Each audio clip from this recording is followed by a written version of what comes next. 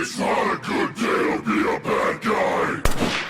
What's up, metalheads? This is Wayne. And Michelle. And we are from the Michigan UFO Sightings and Paranormal Encounters podcast. And you are listening to Burton and Aaron on the Lost in the Dark podcast. Raise your horns.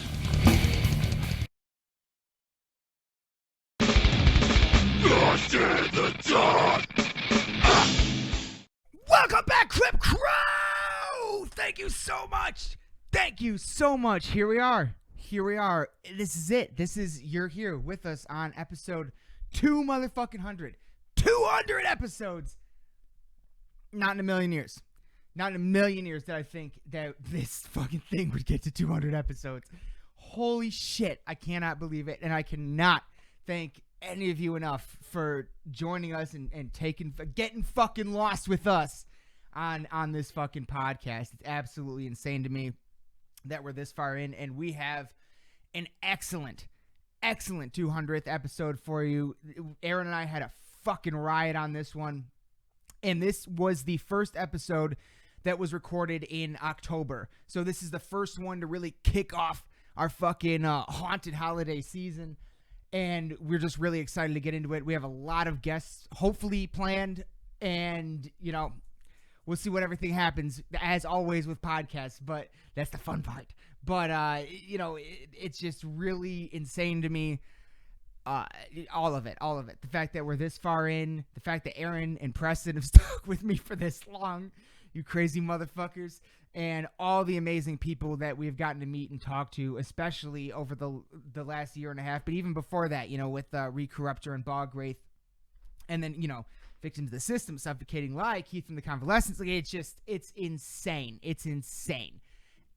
And it blows our minds every day. It does not go unnoticed. All of you too out there on YouTube, and everyone that's ever listened to us or watched us or given us a chance or a shout out or anything, like, you fucking mean the world to us, and we cannot thank you enough. So yeah, it's just insane to me that we've made it this far, and here we are. We get to kick off the start of the 2021 haunted holiday season with episode 200, and it's just very special. It's a very special time right now, and we are you know, just a little bit more than a few, like, say 5 months away from have been doing this for 4 years now. It's just fucking insane. And we got a great one lined up for you tonight. We got a lot of great shit dropping for the rest of the month. I can't wait for you all to see it. But without further ado, before we get into it, as always, nowadays, we got to get into some shout-outs. First up, our brothers over there in Wisconsin at the Dipping Milk in Cookies podcast, hosted by Garrett, the Cookie Commander Smith, and Mike, the Master Milker Segovia. Join these two best friends as they try to figure out this thing we call life using friends, guests, and microphones. It is absolutely one of my favorite podcasts going right now, Dipping Milk in Cookies podcast. They just put up, they have a new website. And Garrett, the Cookie Commander Smith, is also the guitarist for a band called Reflections of Flesh, who has appeared on this show before. Absolutely amazing. Be sure to check them out. I'll be mentioning them again later. And, you know, it's just a fucking great podcast. It really is. And I think that Garrett has another podcast that he's starting. I believe it's called From the Road or On the Road, something like that. I haven't been able to find it yet. Might have to reach out to him and see where I can find it. But yeah, like the Dipping Milk and Cookies podcast, they do these amazing segments. You know, they got the six pack, and they got one of my favorite ones. Well, my favorite one is probably the Master Milker's Mysterious Mysteries, because that's where they get into like paranormal shit. You know. But the question of the week, I wish I had thought of that a long time ago, because that is so genius. They actually do a question of the week, multiple questions of the week on Facebook, and they read your replies. So if all you got to do is reply to their Facebook post, and they'll shout you out on air, and it's fucking awesome. And they love doing it. They love getting the replies. So everybody be sure to check out all things Dipping Milk and Cookies. The podcast is available everywhere you get podcasts, and be sure to follow their Facebook if you want to be a part of the conversation, at least in terms of the Master Milker's Mysterious Mystery segment and the question of the week segment. As definitely. I cannot ever recommend that podcast enough. Those guys are amazing. They've shouted us out many times, and we cannot fucking wait to do some crossover stuff with them. But next up, our fucking Michigan family over here at the Michigan UFO Sightings and Paranormal Encounters podcast, who I want to make a quick mention. That's, of course, who you heard in the intro for the first time ever of a Lost in the Dark podcast episode 200, kickoff to the haunted holiday season. Wayne and Michelle did a read for us to put at the beginning of our show. We did one for them, so be sure to check out their newest episodes as well. If you want to check the read Aaron and I did for them, we had a lot of fun doing it. Theirs is kind of like way cooler. I kind of feel bad, but it's fucking. I'm dog shit with this shit. It's like I don't know how to. Aaron and Preston are the ones that know how to do all the audio stuff. I just talk, but they fucking killed it. For our audio read, there's another one that you're gonna hear. They're always gonna be at the top of our episodes now. That's always gonna be there, and I'm so thrilled, and I can never thank them enough for doing that for us and allowing and asking us to do one for them. It just absolutely means the fucking world to me. Collaborating podcasters, it's the first time that's happened in 200 episodes for us, so it's just like really exciting to like be doing something like that. But without further ado, coming to you from the glacial dumping ground known as the Michigan Basin, Wayne and Michelle are a Michigan-based husband and wife educator and podcasting duo that examine UFOs and other paranormal topics within Michigan and beyond. Topics include UFOs, the paranormal, conspiracy theories, ghosts, alternative history, the Michigan Dogman, Bigfoot, cryptids, and all things strange and paranormal. And you know what? Not just within the bounds of Michigan. So if you're seeing this, whether you're in Michigan or not, if you're seeing this right now and you have a paranormal story that you want to share and possibly, get your story read or be on their show or whatever, reach out to them. Michigan UFO Sightings and Paranormal Encounter podcast. They have an incredible Facebook community. It's absolutely insane. And it's, I think I said this on one of the last ones. It really is one of my absolute all-time favorite paranormal podcasts ever that I've ever found. Now, granted, I haven't been able to find many that I've latched onto really. More recently, especially in the last few months, I've started to seek more out. It's just been a while, I guess, now that I think about it, since I've been looking for a lot of them. But theirs is hands down my favorite that I've ever heard, because it's just every single time it's the person they have on, especially if I'd never heard of them before, it's a new rabbit hole for me to go down. And I go down every time I find new people, new YouTubes, new podcasts to follow, everything. And they are just the fucking best. I absolutely love them to death. And I can never thank them enough for all the support they've shown us and having us on their podcast. They've been on our podcast, and we're going to do more in the future. It's just awesome that we found them. Listen to some of their episodes, and maybe we'll get into it on our next one with our personal stuff. So we've got some crazy ass synchronicities, and they do in general. But yeah, it's really interesting fucking stuff. Definitely start from the beginning and just go through. They're not many in. They're like 20, 30 podcasts, 40 podcasts, something like that in. They're not, so it's easy to start from the beginning, and just go all the way through. I started at episode 2 or 3, which was the Michigan Dogman one, and then I went back and then kept going. But yeah, it's so you can get it on the ground floor now, be an OG fan, get some merch. Oh fuck, I almost forgot. Get some fucking merch. They got a merch site, brand new merch site, amazing designs. They got this and a few other amazing designs and everything, tank tops, V's, everything you could ever want. So be sure to get some merch from the Michigan UFO site. And come on, look at that. An alien holding Michigan? Are you kidding me? There's no way I don't own that. Are you fucking serious? That's everything I like. So, yeah, if only he was giving the horns somewhere, then it would be perfect. No, I just thought of that.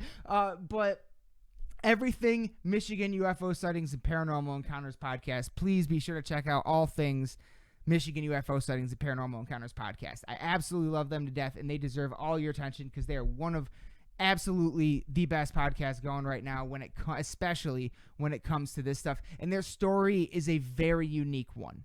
Their story is a very unique one, and how it all got started so organically that it really, like, I think that's part of why I love it so much, honestly, is like it really brings, you see it unfold as you listen to the episodes. You get to see it unfold, their journey into this, and it is just an awesome ride to be on. I look forward to every new episode. So, yeah, be sure to check out all things Michigan UFO Sightings and Paranormal Encounters podcast. Can't thank Wayne and Michelle enough for doing that read for us.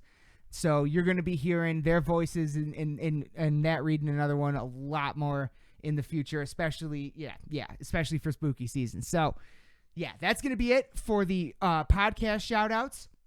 Thank you all so much, and everybody be sure to check out the Dipping Milk and Cookies in Michigan UFO Sightings and Paranormal Encounters podcasts, because they fucking rule, and I listen to every new episode. I wouldn't be saying this if I didn't literally fucking listen to every single episode that drops and anxiously await it every week. Like, I look forward to it, seriously. Some of my favorite stuff that's out there right now. Now, normally right now I do, like I've been doing in the last two, I do band shoutouts for until Halloween.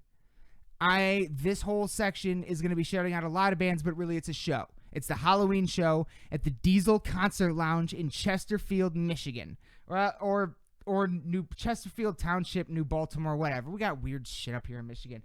In any case, this show on Halloween, which I've never been to a Halloween show before, so I'm extra fucking excited for this one. That's just the start of the excitement, though. The real excitement is in the lineup. This lineup, to me, is a once-in-a-lifetime, unbelievable, may never happen again for all the best reasons. It fucking floors me every time I look at this poster, all right? We get Hate Unbound, Pestilent Age, Crypt Crew Legends, Lansing's own Recorruptor! Motherfucking... Another Crypt Crew legend, Reflections of Flash! Come the fuck on.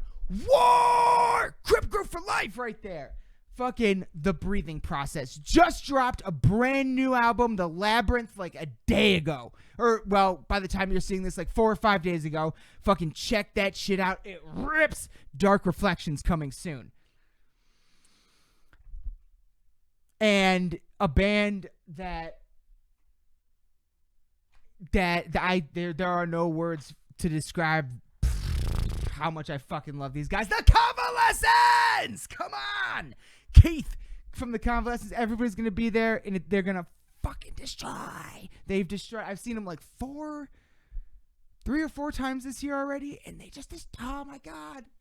It's relentless every single time. It's unbelievable. They never leave anything to they just lay it all out. They just lay it all out. They are some of the best, and Keith is one of the best dudes I've ever fucking met.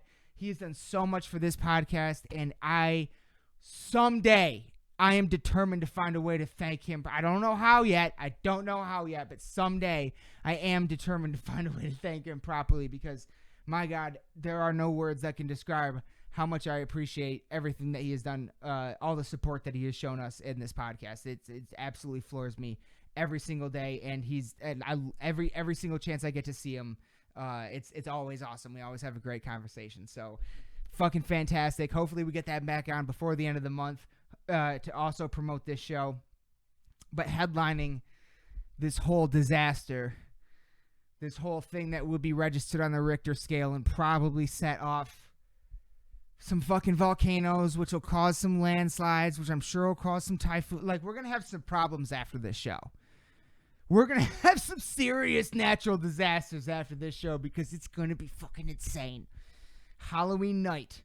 Everyone I just mentioned headlining the whole thing. Motherfucking Battle Cross! This is a band that means the fucking world to me. This is a band that I came up with going to shows when I was 15, 16 years old in Michigan. They were like at almost every show. Like, this is a band I know. I have every single CD, and it's been years since I've seen them, so I'm unbelievably fucking excited to see their return, especially, with the whole situation. Halloween night, it's a handful of bands that have been on the show, Some of them now I've met in person. Some of them I haven't. And, Recorruptor is going to be there, and it's just going to be, like, an unbelievably special night. An unbelievably special night that I think it's probably my most anticipated show of the year. And we just dropped episodes about the metal tour of the year. So that's actually kind of saying something, at least in my opinion. Like, I've been more looking forward to this one than I was that one. I'm not gonna lie. I can't lie. Don't get me wrong. Megadeth, Lamb of God. These are some of my Hatebreed. These are some of my favorite bands of all time. Jamie Josta, Randy Bly are some of my biggest influences ever. But this is once in a lifetime. This feels once in a lifetime to me. And maybe it will happen again one day. But this specific lineup feels once in a lifetime to me. This feels like it's going to be special on another level. So I cannot recommend. I don't care if, plane tickets are cheap right now. I'm just saying, you could fly in. Tickets are selling quick though. So be sure to get on it, because every single one of these bands is promoting the living shit out of it, and so are we. So be sure, if you have the ability to be at the Diesel Concert Lounge in Michigan on Halloween night, there is nowhere you'd rather be if you're a fucking diehard motherfucking metalhead. I guarantee you there's nowhere you'd rather be, because it's going to be the Mad Notes, yo! The Mad Notes! I cannot fucking wait. I'm counting the days. So, one more time, Halloween night, October 31st, Diesel Concert Lounge in New Baltimore, Michigan. Tickets in advance are $20, at the door $25. Doors are at 5:30 p.m. All ages show featuring Hate Unbound, Pestilent Age, Recorruptor, Reflections of Flesh, War, WOR, The Breathing Process, The Convalescence, and Michigan's own Battle Cross. Yes! It's going to be fucking insane. So be sure to be at that show if you can. If you see me there, come up to me, talk to me. We're going to have a great time. I'll buy you a drink, whatever. It's going to be amazing. But without further ado, that's going to do it for the shout-outs on this one. Episode motherfucking 200, people! 200.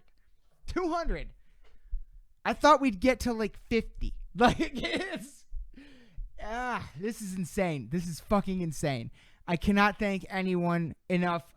Everyone I mentioned tonight from the bottom of my heart, and anyone that I didn't mention tonight that has been on the show or ever given us a shout out.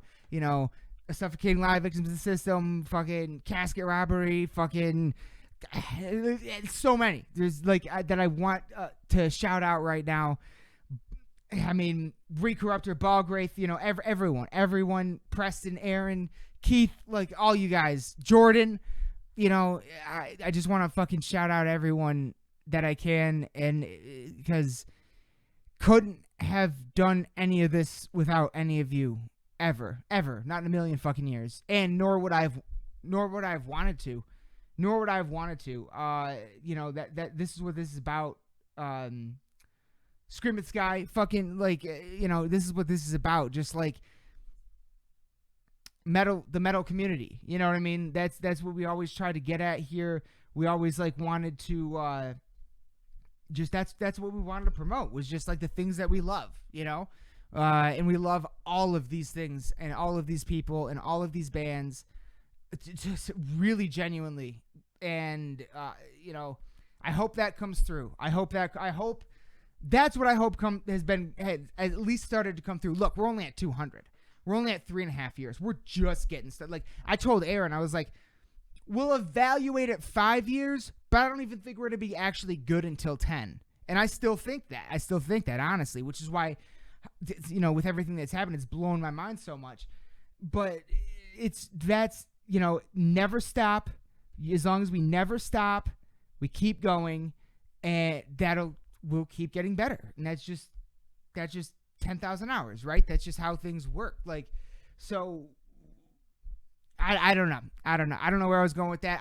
Everybody that's ever been a part of this thing, I cannot thank you enough. Anybody that's ever commented, watched our shit, liked our shit, it just blows my mind that as many people that have seen it. It just, you know, you start something off camera in a Michigan basement and you don't really think anybody's ever going to see it, right? So, like, I don't know. Like, it really blows my mind, and it just gratitude from the bottom of all of our hearts. And we're going to get into a little bit more of it on this episode, I'm sure.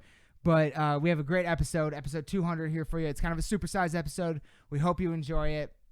And, you know, we hope you keep following us through the rest of the haunted holiday season, because we have a lot more special stuff coming up leading up to this Halloween show. So, very excited. Very exciting month. We're doing a lot, and we hope you all keep following, keep getting fucking lost with us. Keep getting lost with us. And that's going to about do it for this intro. So, you know, I know I normally do it at the end, but I love you all to death. I hope you all enjoy this episode. Episode 200, Crip Crew! Son of a bitch, you fucking Crip Crew fucking rule. We love you all to death. Fucking enjoy. What is up? We are back. We are back. Thank you all so much for joining us on episode 200. Like, cheers. Never thought we'd be here. Never thought we'd be here. 200 episodes deep. This is, what is it? October 9th, 2021. First time we're recording in October of this year. So this, even though all of you just had 2 other episodes drop, episode 198, 199, those were recorded in September. Even though they're coming out in October, this right here is the official start of our October, Halloween, everything we're doing this month for October and Halloween. This is the official start. It's spooky season. It is spooky season. We're starting it with episode motherfucking 200. Just a little bit more than 3.5 years into doing this podcast. 3.5 years. We're going to be graduating high school in March. We're going to be graduating podcast high school in March. We're going to like let's see, cuz what's our podcast prom going to be like? Well, cuz let's see, third technically right now this is homecoming. October is homecoming. So yeah. Well, I was going to commit it to like 3rd grade. You know what I mean? Like, we're 3 years. So we're going to years, fucking so 4th grade. Yeah. Okay, I like that. I actually like that analogy a little bit more. We know how to multiply and divide. But that's it. But yeah. So it sounds familiar. Sounds really familiar to me for some reason. That's all we know how to do. Even today. So yeah. I like that. That's a better analogy, because we are we're still young. We're still getting started. You know. I mean, we're, you know, like I guess if you want to equate it to that, like, you know, like I guess that would be your sophomore year. Sorry, your junior year. So we're crushing our junior year right now. Oh yeah, I guess you're right. Next year would be the senior year, wouldn't it? Yeah, that's a good point. Even though to me, I always felt like your junior year was always the worst, because it was always the hardest. Because it's like that just before you're a senior, but you're not exactly like like the early. Yeah, I could see that. I don't know if I ever felt that way, but yeah, I could see. I didn't, you know. Yeah. Hey. I didn't really feel like any type of way until I got to be a senior. Yeah. Fair enough. I was just a fucking loser. Anyway, fucking. Hey, 200, man. 200, man. We made it. Like, man. Like, this is. When we started on episode 1, I certainly never thought we'd go this far. Yeah. Holy shit. Have things taken off in a way I never expected. But tonight, at least for the first part, we're going to talk about some shows. We had some recent shows that we went to. We're going to talk about those. Not just some shows, some like. Oh my God. Some of the best to ever do it. Like, especially when we were talking about this, but like the last several, I feel like, have just been hitter. Yeah. In terms of the bands that we, Metal Tour of the Year and stuff like that, but also not just, yes, you are correct. We've seen some of the best to ever do it recently, Not only that, though, these are also bands we've been seeing for. When's the first time you saw Slipknot? What year? Sorry. Oh, jeez. That would have been 2009. Okay, so these are bands that we've been seeing for in between 10 and 15 years. Like, at this point. Yeah. We've been seeing it for that long. And have they ever sounded better? My God. As far as like shows that I've been to personally, I don't think so. They sound like all of. So we're burying the lead. Yeah. The shows. Okay, let's do the first one. We're gonna talk about Not Fest Roadshow. Not Fest Roadshow. Now, who was on Fever 333? It was them. Code Orange. Yep. Kill Switch. Yep. And Slipknot. Yep. Now, in fairness. Now, you might be different than me, but and let's also say that we went with Mike from Bogwraith, Alex from Bogwraith. So we were with pretty awesome group of people. Oh yeah. And I am I don't think I've ever heard a Fever 333 song.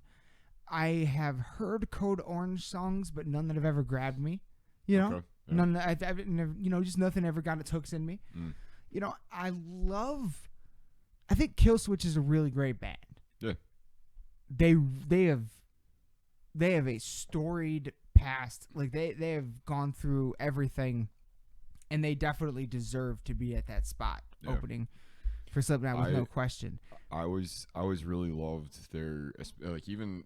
It's a little bit more so now that Jesse's in the band, but they've always had this, a lot of it has been a lot of like mental health stuff. It's been a lot of like, kind of like stuff to make you feel kind of empowered and everything. Like it's much like Hatebreed. Yeah. Yeah. It's lyrically, I know exactly what you're talking about with them. That's one of the things I like about them a lot.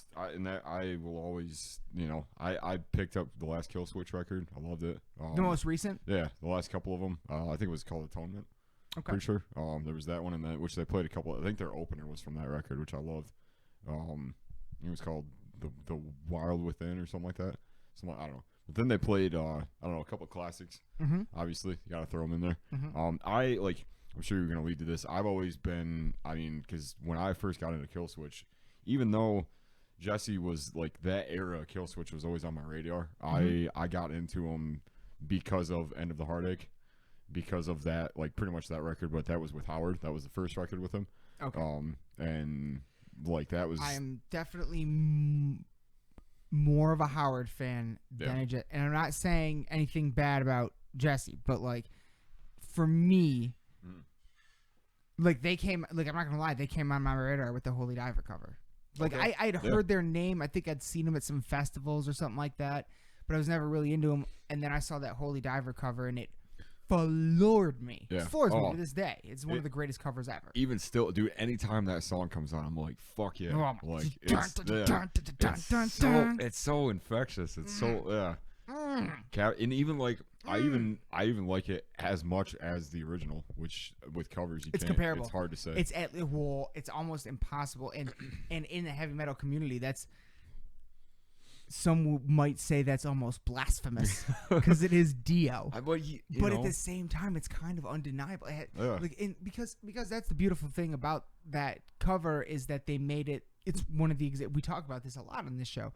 There are two kinds of covers. There's the carbon copy, and there's the one where you put your band's twist on it. Mm-hmm. And they put the Kill Switch twist on it, gave it the breakdown, cut off the 1.5-minute long ethereal weird ass intro that like the radio does, and fucking just put down a motherfucker of a cover. Like, you know what I mean? Like just a heavy ass rendition of a song everybody loves, but it would not have been what it is without Howard's vocals. Yeah. His vocals. Dude, it's like for me the part about that song that I always get there's a couple parts of it. It's a lot of it happens in the middle, but there's that like the vocal break. Yes. Yeah, the breakdowns. Yeah. Yeah. And then like right after that it goes into that weird like gallop part. Yes. Yes. It's like anytime it's like it just gets me going. Like there aren't it's such a cool version of that song. It's a I- little more modernized. correct. Okay, call me out if you can think of anybody else. Call me out if you can think of anybody else. I would argue that in terms of modern metal, Howard may be the only one, and this could be why he sounded like part of the reason why he works so well on that track. He's one of the only ones still doing any kind of an operatic style vocals in terms of modern metal, a less than 20-year-old band or so, 20, 25 years. Something post-dating Iron Maiden or Dio, who made those kind of vocals famous. That's what everybody loved.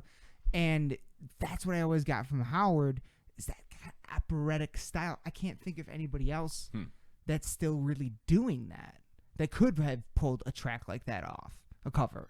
Yeah, I'll give that to you. I can't think. I mean, maybe I'm wrong. If I'm wrong, let me know. Yeah, I'm because sure. I love that shit. I'm sure there's somebody that is easily comparable. I'm just not thinking of it right now. Yeah, I'll give you that. Like, to me, it was always like the way that he went between the harsh vocals and the actual singing part it was always in this, I mean, End of the Heartache, that record, it was something that when I first heard it, I didn't know what I was listening to, because it was one of those bands that so funny story about this, which you tapped into some weird memory I had when we were talking about it. We'll get back to the show in a second. But I like that record, that cover is so distinct to me, because I remember I know what that cover is. Yeah, it's the heart, the with hand, all that fucking yeah, shit. Yep. yeah, the little spikes. It's like nails driven through the heart. It's like a pinhead heart. Yeah. You pull. But I must have been like 10 or 12 at the time, and going to the library, like the local library, when you used to be able to rent out CDs and stuff. Yes. Yeah, I did that too. Yeah, some of the most definitive albums that I'm into even still, or that got me into music, I got through that. Really? Honestly, yeah. I never knew that. Straight up, yeah. Because that was Whoa. before, because I wasn't really internet savvy, I wasn't, and this was right around the time when the Napster thing was kind of going, but even still, I had no concept of that. So yeah, the second half of the first decade of the 2000s, basically, probably, right? I'm just trying to give a rough area of where this would have been. Yeah. Because this would have been about the same time.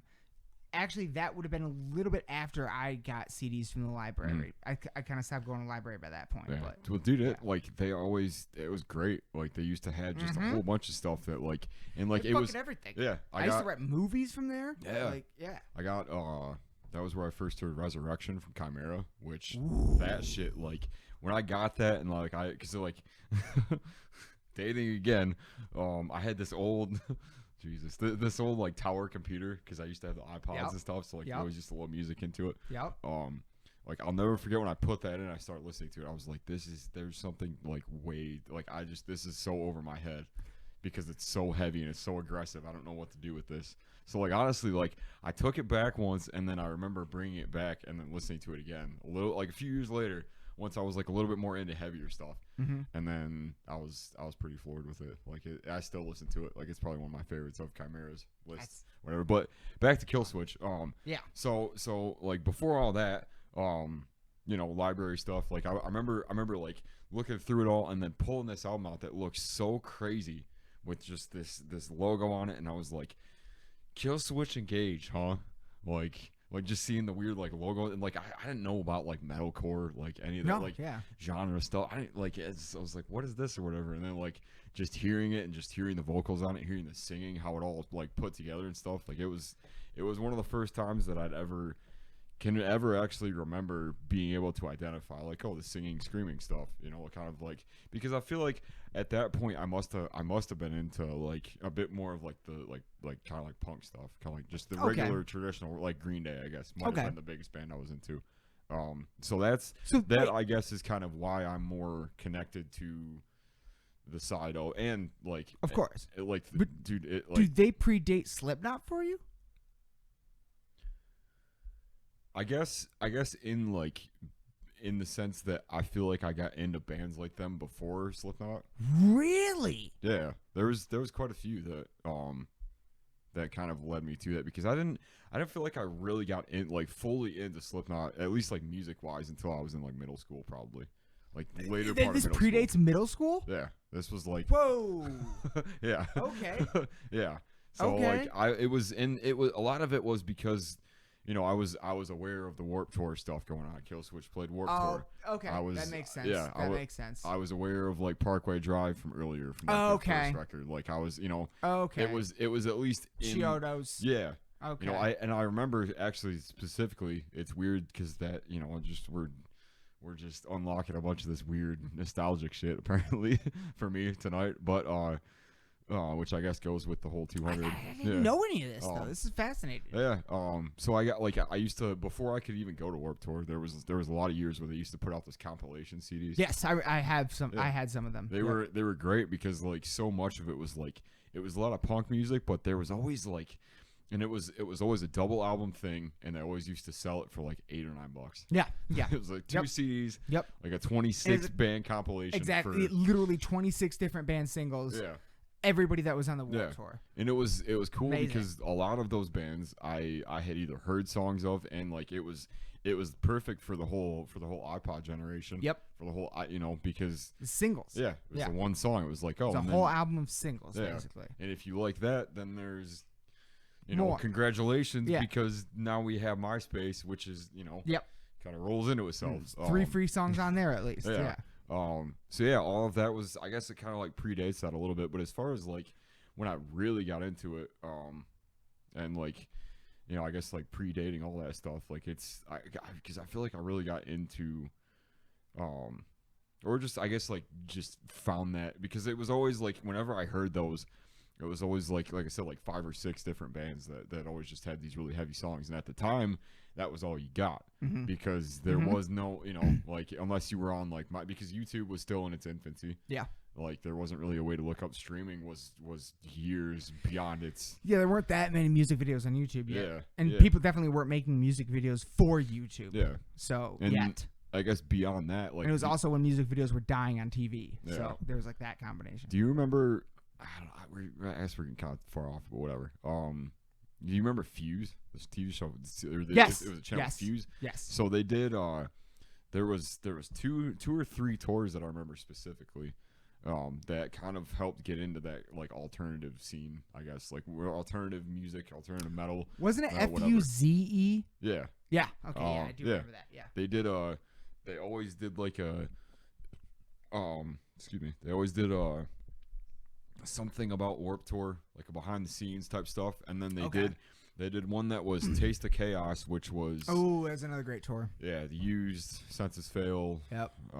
30 Seconds to Mars, when they were like first a thing, like when The Kill was coming out. Yeah, when they That- were popping. Yeah. Yeah. And that Are album's they still going? I Yeah. haven't heard. Oh, okay. Yeah, I Cool. think Awesome. they got like 3 or 4 albums, I think. But that first album is so like it's very Deftonesy to me, which is Okay. I always loved. But there was that tour, and then there was the Project Revolution, which I remember they were talking about, which was the Linkin Park, MCR, Oh my god. Taking Back Sunday, all these other bands, which I would kill now to go back to, Linkin because Park and MCR. yeah.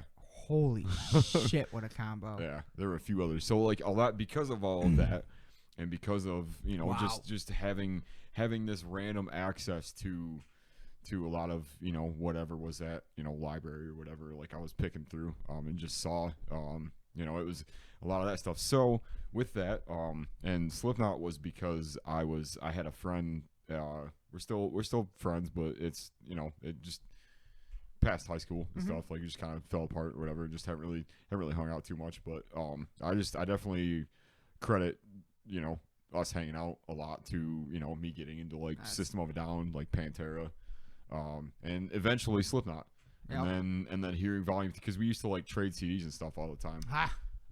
Yeah. so that was kind of how I got into all that, and so I guess long story Tape short, trading. yeah, Modern tape trading. yeah. You know, we always go over to like each other's houses on like Friday night, Saturday night. And You never find shit until someone shows it to you. That's, so many times people have been like, I can't believe you're not into this. It's just because somebody never showed it to me. Yeah. Now I am. Like, you know what I mean? Like, it's just, you got that. And yeah. I even specifically remember hearing like that opening riff to Cowboys from Hell over, just over there, because he used to have these parties and stuff for these, and we always used to just play whatever. Yeah. And just it's something. There's something about that. Every time I hear that, it just takes me back to like, hanging out in this basement or whatever, just like That's chilling fun. and stuff. Like, Because I discovered those albums in middle school. So when I hear them, it takes me back to like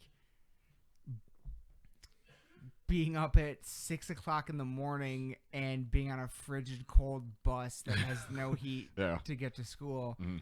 And I'm sitting there with my headphones on,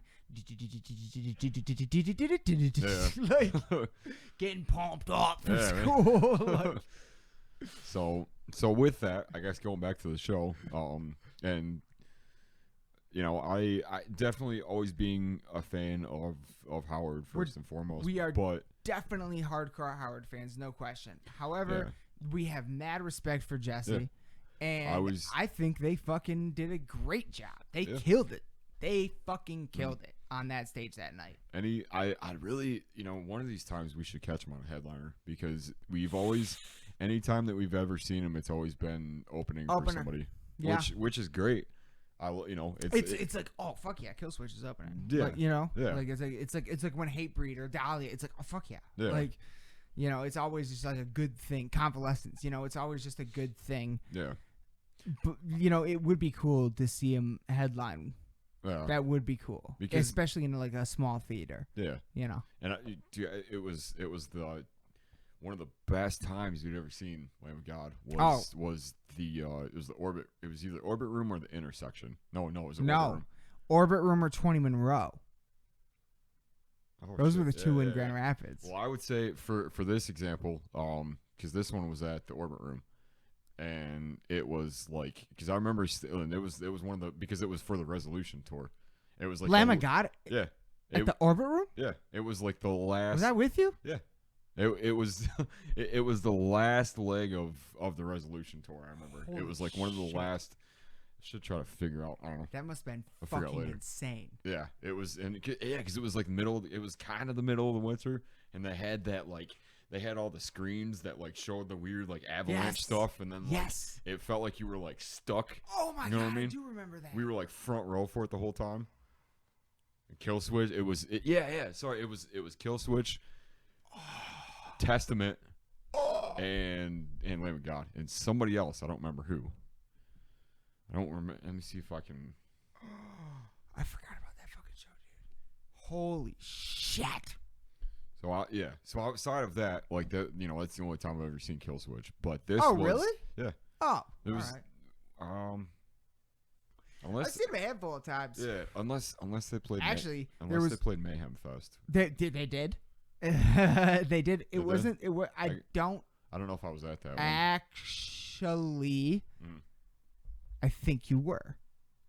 I think you were at that one, because the time they played fucking Mayhem was the time I went. The only time I went to Mayhem with like a giant group of people, and it was before you and I we knew each other, but we weren't like boys yet, And that's the one I think that's the one that you went to, and we saw each other at some point during the day, and you were mad at your friends because they met Joey and Slipknot. Yeah. And I think it was that year, because I swear to fucking God, dude, that's the only year that I went with a friend of mine named Travis, whose older half-brother is the lead singer of the Chiodos. And we got backstage, and I was literally standing on the side of the stage at DT while Killswitch and Howard were playing. I was side stage for that shit. I was backstage for that shit. Wow. And then like we were standing there for like 10 minutes, and then someone comes up to us and goes, "Where's your passes?" And we're just like, "What?" And like, "You gotta go." We're like, okay. Like we weren't doing anything. We were just kids. Like we weren't even old enough to drink. Like we were just kids. Was it this date? Wait, hold on. Let me see. Hold on. That's the only year that Killswitch was ever on it. Yes. Was it? Yes, that was it. Yep. Because I like this was the year before I went. Yes, because when me and Preston walked backstage, there's like a little area where there's like a little buffet in an area where the artists can sit and eat. And we saw Kerry King and Tom Herrera sitting there, and fucking Marilyn Manson in big ass platform boots walked right by us. So Wow. that had to have been it. Had to have been it. Because the first year I ever went was Korn, Rob Zombie, Lamb of God, Five Finger. I'm pretty sure. Korn, Rob Zombie, Lamb of God, Five Finger. With the Treyu, Norma Was that Jean. the second year? Third, I think. First one I went to was the second one. Because this was the year that Chimera, Hatebreed. Oh, that was a great one. I was at that one. I was yeah. at that one. Winds of Plague. Wait, that was the first one you went to? I could be wrong, but I'm pretty sure, yeah. Okay, so you weren't at the one. Okay. No. So yeah, no, I have a bit of a story to history with Killswitch in that sense. Is they're the only three bands I've ever been side stage for. The only three artists I've ever been side stage for. Medica at Harpo's, Action Bronson at the Fillmore in Detroit. That was probably cool. Unbelievable. Yeah. And Killswitch Engaged, at DT Pine Knob. Damn. Those are the only three times I've ever been side stage.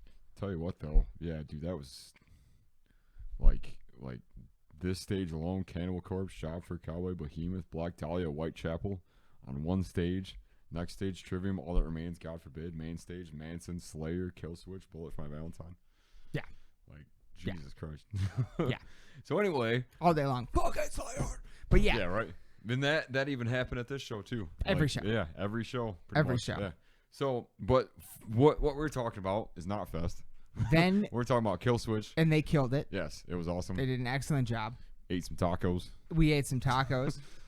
Amazing. Actually, really good, fucking good tacos at DT. Man, but yeah, before we really get into it, I just want to say like that was the first and probably only time this year that I've been back to DTE.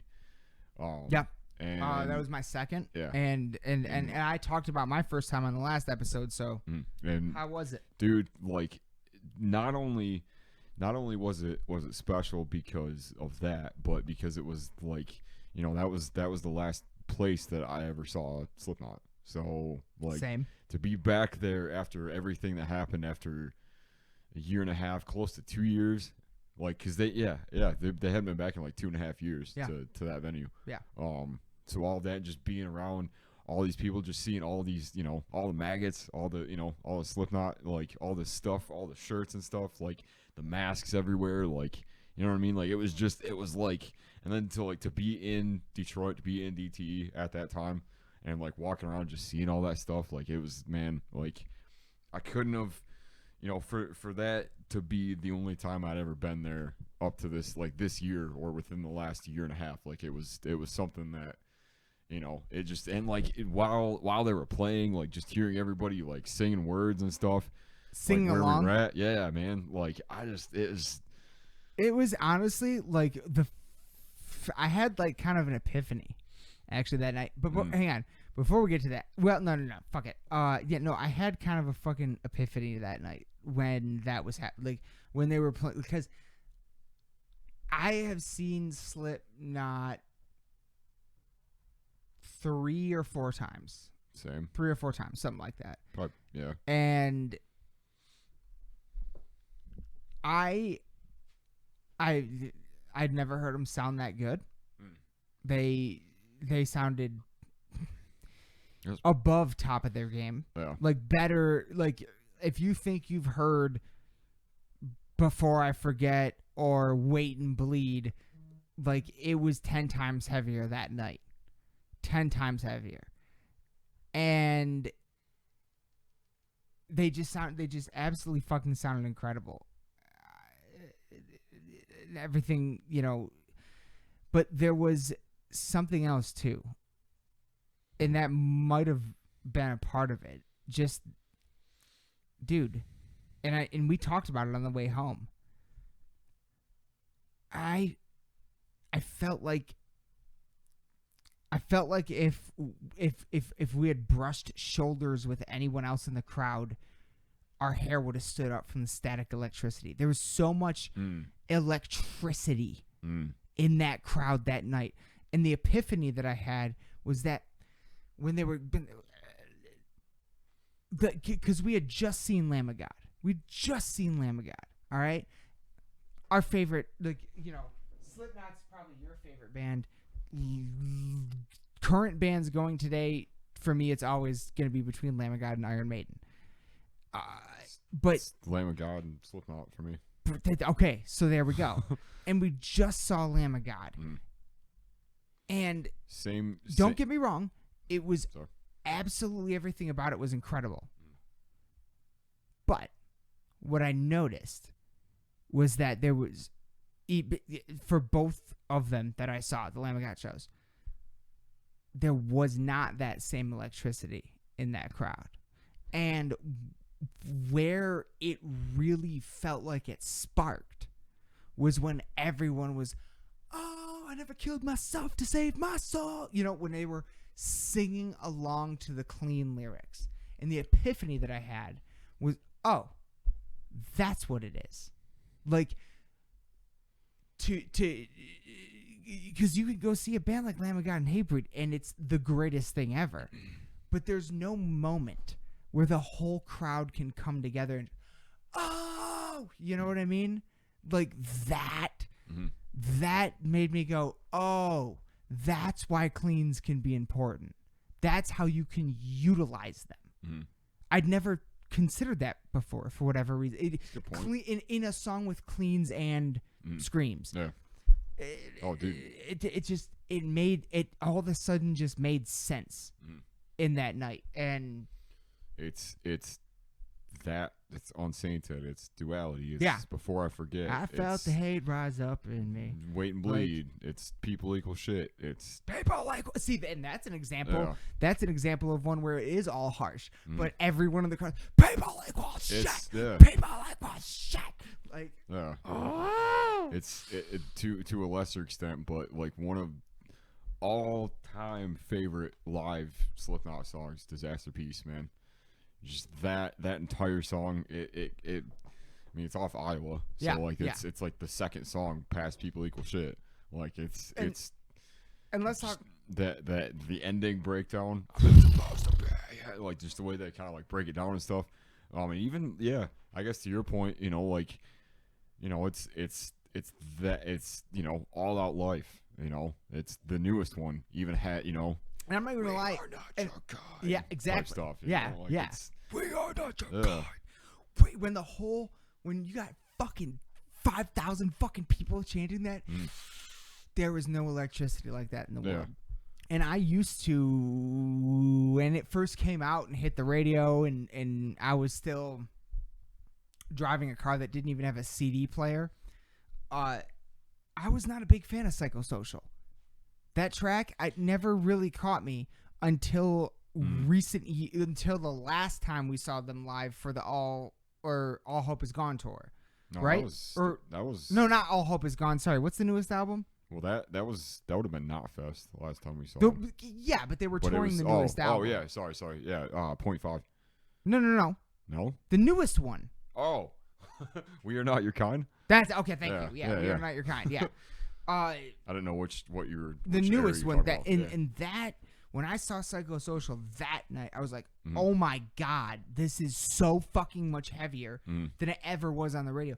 And now it's become one of my favorite Slipknot songs. Like I grew up with it and not liking it because I don't know why. I don't know why I didn't care for it, but maybe it was just because it was played too much on the radio or whatever. Yeah. Because again, I didn't even have a CD player, so we're still listening to fucking terrestrial radio. Yeah. But That's fair. it's just like seeing that and that night, seeing that song live again, Psychosocial, Mm. like And then just the it middle. hits every Yeah. every fucking time, dude. Yeah. Live, that shit destroys. Yeah, like, man. Destructs. Like, It's I guess to your point, like there are two songs that to me, like I feel like I've heard so many times to the point where I'm over it. But if it's in a live setting, I'm all about it's it. different. It's heavy. Yeah, it's Before I Forget. Yep. Because straight up that song, I cannot tell you how many times I've heard that song. Yep. I'm kind of tired of It's like it. Crazy Train. Yeah. And Devil and I. The Devil and I has such a crazy feel to it live. There's so much. It's so much. Like it's off 0.5, so it's one of their more recent ones. And that's definitely not one they played too much. Yeah. They didn't overplay that on the radio ever, at least for me. Yeah. I don't know, but you are correct. When you hear that song on the album or on the radio, it is nothing compared to live. Yeah. It is so much more intense live. Yeah. Absolutely. The Devil and I. Yeah. I absolutely agree with that.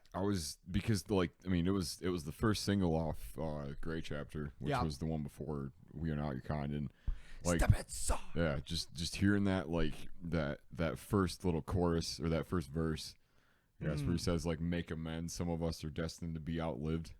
Like there's so much of that. There's so much of that record that is very because of what was happening at the time and because of this was them trying to rebuild off of losing Paul Gray and losing much. There's so much heavy shit going on at the time that like so many of those lyrics just even now like just resonate with what's going on currently with them. There's actually like, they do. It's with Joey. Yeah, like that song just hits me so different.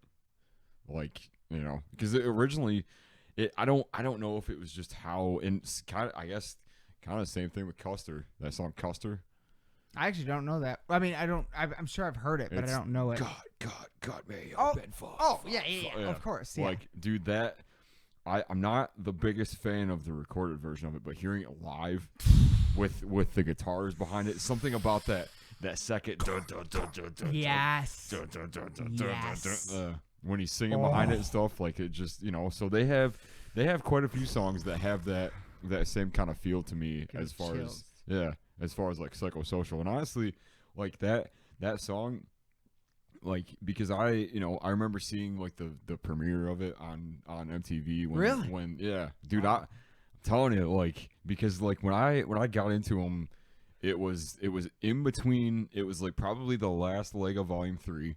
Okay. And like they were like teasing stuff for the next record. Okay. And the first song that I heard off of it was the title track, All Hope Is Gone, which is blistering. It is like blast beats. It's like it's one of the best songs. It's one of the most underrated songs I feel like they've ever written. Fair enough. And so to hear that and then to see like I was for some reason I was really into the new Mask style. I loved how it all looked, the imagery of it, everything. That's kind of where I'm at with what the fuck is about to happen with that because that's he's got Corey has the coolest mask he's had in a long time right now. I just like every time I see it I'm like how like because it's all like like you just there's like limited sight, so like what do you see, like what do you know what I mean, like it's and because he hasn't like it's the closest thing to the Ghost Glow stuff, like the first record that he had. Yeah. It's as close to that, and that one was even like just the eyes in it, like the dreadlocks and stuff. It's like a fucking. It's like when they like when they I don't know, when you do like a low budget first movie, and then the second movie actually has more budget, a little bit more budget to get a little more cool, yeah. And then that's what you get. You know what I mean? It's almost like that. Yeah, like I still what's like Evil Dead and Evil Dead 2. Yeah, yeah. What's your favorite? Like I don't know if you have one or not. Like what's your favorite mask they've ever done? Now, or like your top couple, I guess. Now going in, the one that I always liked the most from when I first saw them.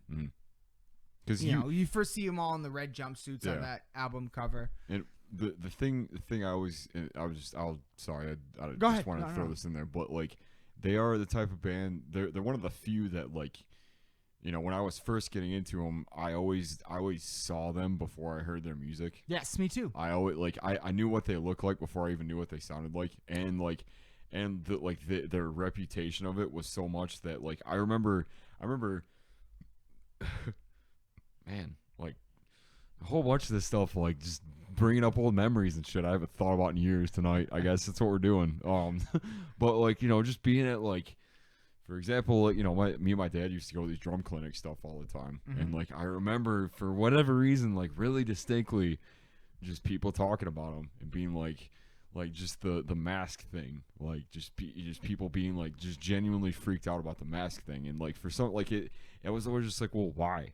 Yeah, it What made is me, it? it made me laugh when they were freaked out about it because I already was extremely familiar with Kiss, Yeah, it's just theatrics, and you then know? and at the same time I found out about Slipknot, I also was aware of Mushroom Head. Right, yeah, So I was like, "There's two bands. Like why is everybody?" Mm. But then Slipknot got so big, yeah, oh, yeah, and the so, one that always like off the rip, my favorite one was always I'm not gonna lie, I don't even know everybody in the band's names. I know Corey Taylor, Sean, Clown, Joey Jordanson, Paul Gray, because they've passed, and Jim Root. Those are the only names that I actually know. What's the name of the guy in the fucking, you know what, the fucking, the other guitarist, yes, Mick Thompson, yeah, that mask Number is the 7. one that always like this extra scary one. Yeah. That one was always like my favorite off the rip, when I first discovered them. yeah, because he never And- really changes it too much, No. which is always cool. Yeah. It's just the meanest to me. Yeah, Having said that, in terms of Corey, I would have to say the one with dreads and this one yeah. are probably my two favorites. I always think of, as far as his masks, the Volume 3, the zombie looking one with the weird jaw and the stitches and stuff. It was like green. It's all discolored. The weird jaw? What do you Yeah, mean by the Yeah, bring that up. Pull it up, Jamie. It's you know, the Volume 3 masks. the cover, the album cover, Yeah. where they're on the red jumpsuits. Yeah, well, that's the first record. What's the cover of Volume 3? I can't even remember right now. In any case, they Yeah, keep going. the current one is easily up there because it is startling. It's like whoa. Yeah. It's just awesome. It's just like you see it. It's like the new Alexi guitars. It's just fucking awesome. You Yeah. know, like yeah. And I don't know. I mean, Yeah, this one. oh, yep, that's one. I think. Oh, yeah. If you had said the red and blue hair, I would have remembered. Yeah. That's the part I forgot. Yeah, the red. Yeah, that's that one. That's probably my favorite Corey one. Honestly, that's probably my favorite Corey one. Yeah. That one, the dreads one, and this one. I'd yeah, agree. Yeah. Hands down. There was yeah. I really liked the concept of the Volume 5 one, where it's like two different ones.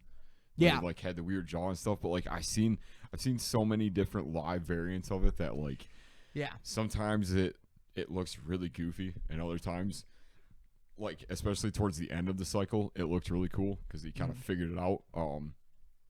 And a lot of people didn't really care for it, but I really liked the All Hope Is Gone mask. I thought it was weird. Like it was simple. Like and that's the one with Psychosocial, right? yeah. Yeah. Okay. Yeah, I know. That's actually fairly similar to the new one. Yeah. If you think about it, it's fairly similar. It's like a mix between the first record and Volume or All Hope Is Gone. Yeah, that one, I would agree with that. That's a good, It's mostly because just all of the, you know, like I just remember so much of the promotional stuff for All Hope Is Gone. Yeah. So much of it was, you know, it was just very specific. It was just, I always see just the field of them and just like a lot of the, because that. Yeah, in the cornfield. Yeah, that had, especially like the book stuff, like all the solo shots of it always had these really cool looking, like just, you know, real like You know, they were always in these like crazy buildings. It's like, these, fucking Jeepers Creepers 2. Yeah, these real like backwoods looking, you know, backwoods Iowa looking like broken down buildings, abandoned places. Yeah. So you could totally do that for Michigan. Yeah. Like Bogwraith could totally do a similar thing. Anyway, Anyway, just anyway, wait. Anyway. I don't want to give away any secrets. So yeah, I don't know. I just, man, like it was, I guess going back to the show to kind of wrap up this part of it. Yeah. We saw the I guess the initial tribute part of it at Knotfest. There's that picture of it where they Tribute to with the Paul and Joey. Paul and Joey. They had the two screens right there, but like, man, seeing it I had such a distinct feeling after that show. Like I was, you know, I like seeing that and just kind of standing there and hearing the feedback, and then having it kind of fade out to Till We Die, which is one of the bonus tracks on All Hope Is Gone. Mm-hmm. Like just hearing that kind of fade out and just like, you know, I felt like I was like, I just need a moment with this. Like, you know, I just like, I got pretty choked up seeing it, like just because, like, you know, seeing pictures of it, sure, like, you know, that had you know, elicited a different response in me, but just, you know, being there and just seeing it at the end of the set and just hearing the feedback and just having everybody around and stuff, like it was pretty powerful, man. Like it was, you know, and just being back there for the first time, you know, after all this stuff had happened and with how much electricity was in that crowd, everybody felt that. Yeah, man. Like there was no one feeling anything by themselves unless they were fucking annihilated. Yeah. Probably a lot of them were, but yeah, and being a part of the crazy test, the spit it out crazy test again. Spot. Yeah. Drop the fuck up. Everybody get down until I tell you. And everyone did. Yeah, it's funny because I have a video of that, but I was so hype at the time. I wanted to try to capture it, but I hit the button on my phone that closed the screen at the exact moment of it. Damn it. So I was like, no. So I was a little sad about that. Classic Lost in the Dark fuck up. Classic Lost in the Dark fuck up right there. You know. Yeah, that is what we do. But yeah, man, I just like it. It was so fucking good. It was really, really special to me. It was really powerful to me. It was so good to be home. It was so good to see them again. It was so good. And yeah, in terms of that tribute that they did at the end, I have, you know, you and I personally, privately have talked about it. I have now seen many shows this year, and no one has mentioned Alexi, you know, and I knew he was very close with Slipknot. He was very close with Lamb of God. We've seen both of these bands, and both of those bands have, at some point during the show, made a comment on people we've recently lost. Neither of them. I saw Lamb of God twice. So all 3 times I've seen any of these shows, no one has made one mention of Alexi. Mm-hmm. And that fucking bummed. That really, like, I've been waiting for that. I've been waiting for that experience to, like, be watching it. They mention him, and I get a little choked up. So I'm glad that you got to have that with Joey.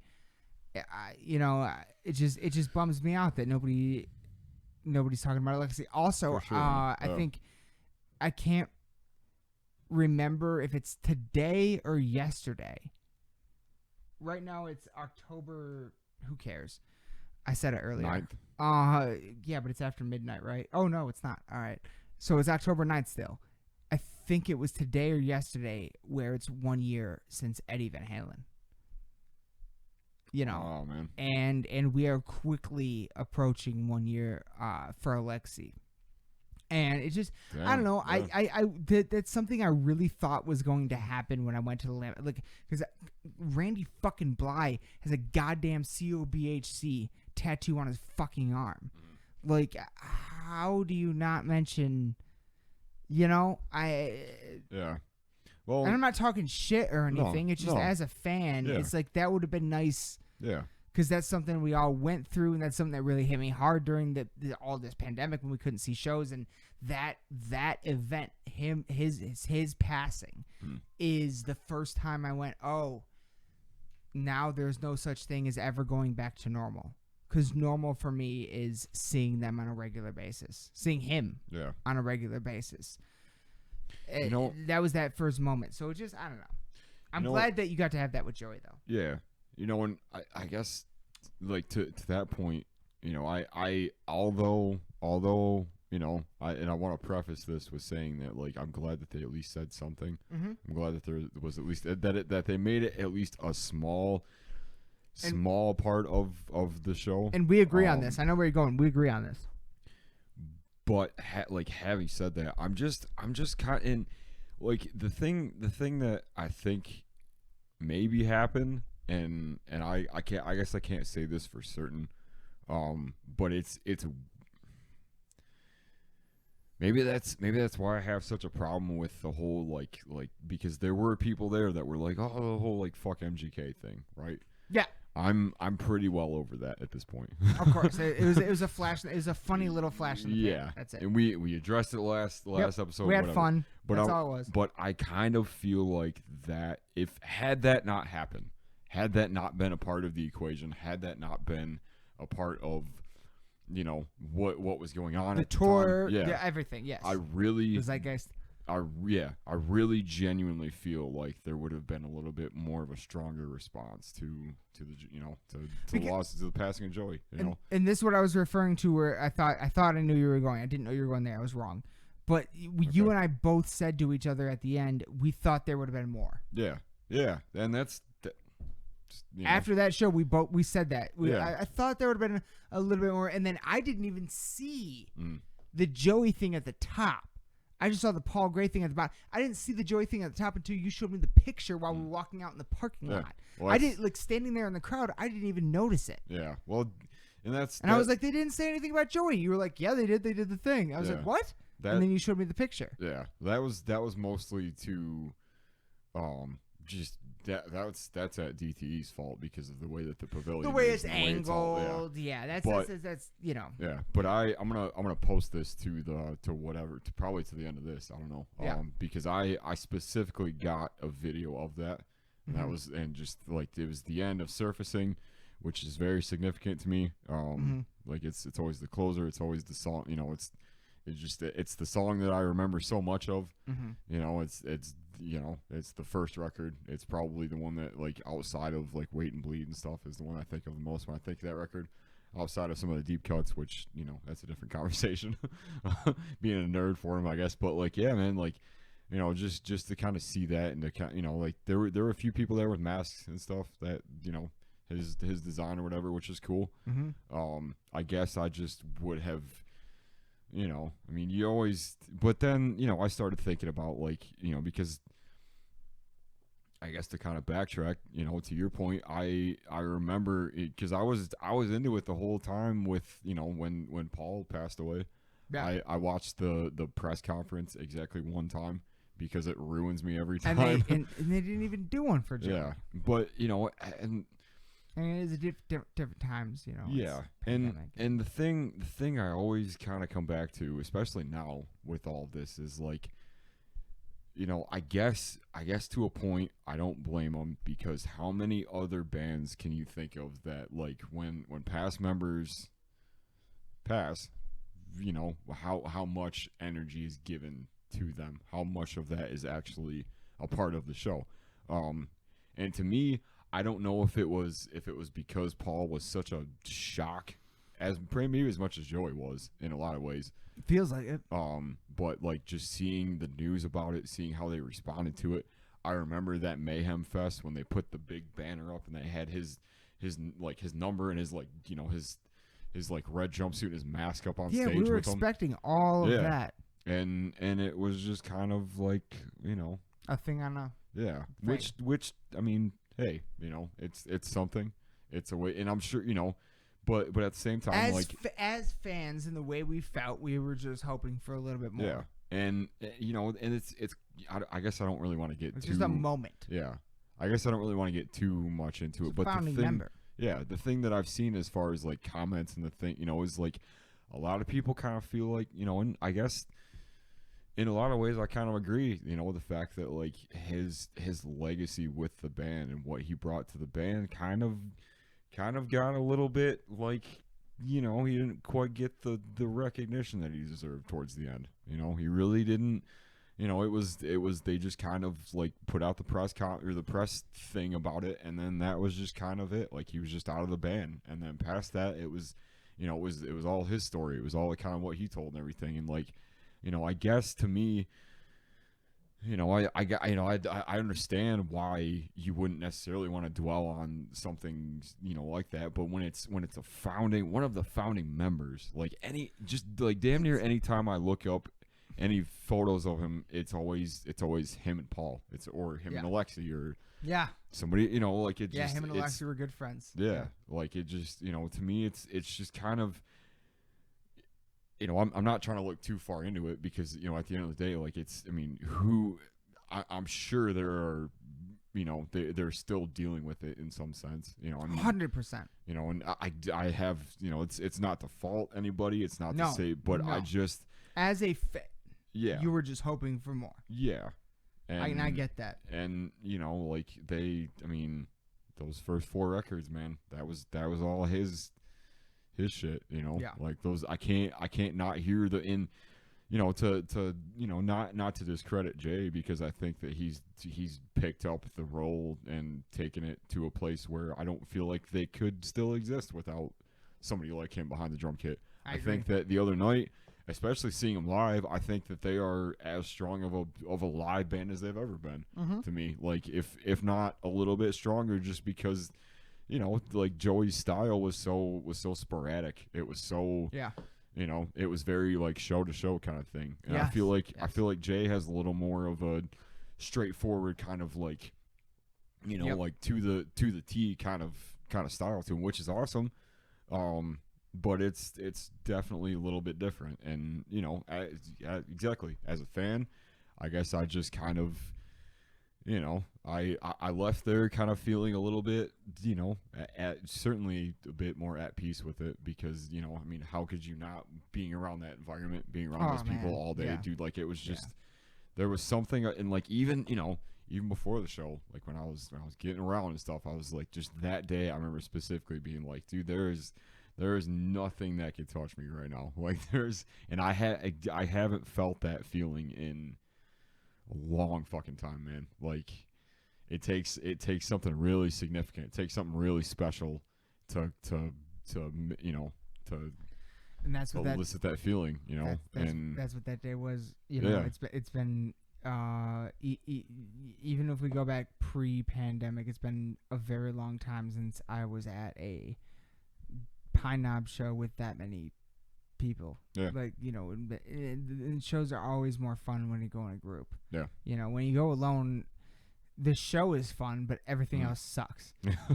But when you go with a group, there's something about it. There's a communal feeling, and it's and we tailgated a little bit with Alex's brother, which was fucking amazing. That was awesome. And we huge shout out. We ran into fucking Keith from the Convalescence in the crowd there that day. He told me an amazing story that I will not speak anything on right now because A, the video's not out yet, and B, he hasn't been back on our show to talk about it, so I'm going to let him tell that story. Oh, yeah. But an amazing story relating to paranormal things. I can't. We're always excited to see him, always. And when we saw him in the crowd, like I found him, and me and a couple other people were like in a group walking through the lawn. Yeah. And I saw him. I was like, holy shit! And I looked back at you, and you hadn't noticed, so you just like kept going. I was like, hang on one second, and I ran to you. I was like, Aaron, come with me, and fucking. We went back and talked to Keith for a minute. It was fucking awesome. It's so awesome seeing him every time. But it was, and all that combined, the tailgating, seeing Keith, the show, it was the greatest reintroduction to DT Pine Knob that anyone, there's nothing better than that. Like I'm pretty sure we either had tickets for or were considering going to the last one that they announced before all this stuff happened. And Yes. Arguably, because A Day to Remember was on it, Under Oath was on it, and I feel like, for nostalgia's sake, I feel like that might have been a little bit cooler of a show. But having said that, I also really wish that we would have had a chance to catch Code Orange, but with everything else going on, we just kind of got up there late and stuff. But I don't ever for a second feel like that killed the what was going on that day, because it was fucking everything, man. Yeah. Drive. It was the family back together. Yeah, man. It was the family back together. Rolling up there, seeing I got a picture of it. I got a bunch of other stuff I want to send you, so you can maybe put something kind of small with it together. We drank Slipknot whiskey in the parking lot. First time trying that stuff. Getting all bunch of bandmates together that all just love the shit. There was a point in time where we were standing in a group of people where 2 different bands and 3 different podcasts were all together at the same time. Yeah. That's insane. That's great. That's insane. Yeah. And it was, yeah. So, it's just, I've been on a pretty significant high point pretty much since then, and it only continued with the next show, and that's as a result of the work we have all done over the past 3.5 years. You know what I mean? We all of us in our own way have been working and doing all these things. It's just for us to all have not even planned, randomly came together like that. It's just extraordinarily special. Yeah, it's extraordinarily special. It was an amazing, very special night, and I haven't felt electricity like that in a crowd in a very long time. Yeah, in a very long time. I remember standing there after they put the whole thing up, and when that song was going and stuff, and just kind of looking around, and even before that. And we gotta let's real quick, because they did something really, really specific for the opening, which I thought was I've never seen them do this. I didn't know it was coming. It was crazy to see, because they always play a handful of songs. The banner goes up, all this stuff. You can all see it. There's music going in the background. Every so often there'll be song will end, everybody will kind of cheer, they're gonna shut the lights off and stuff. But what they did was, so AC/DC, for those. Oh my God! For those about to rock, this is so vivid in my head. Oh my God! I forgot about this. So, yes, go. For those about to rock, AC/DC starts playing, right? And those about to rock. Yeah, and we're standing there or whatever, just kind of jamming out to it, because it's it's before the band came out. There's just anybody that's been to a concert, they typically especially at a venue this large, if you're not seeing a smaller thing, there's just they have a flag like that Ozzy flag right there or something, but a giant one where it's just the name of the band, and they're playing.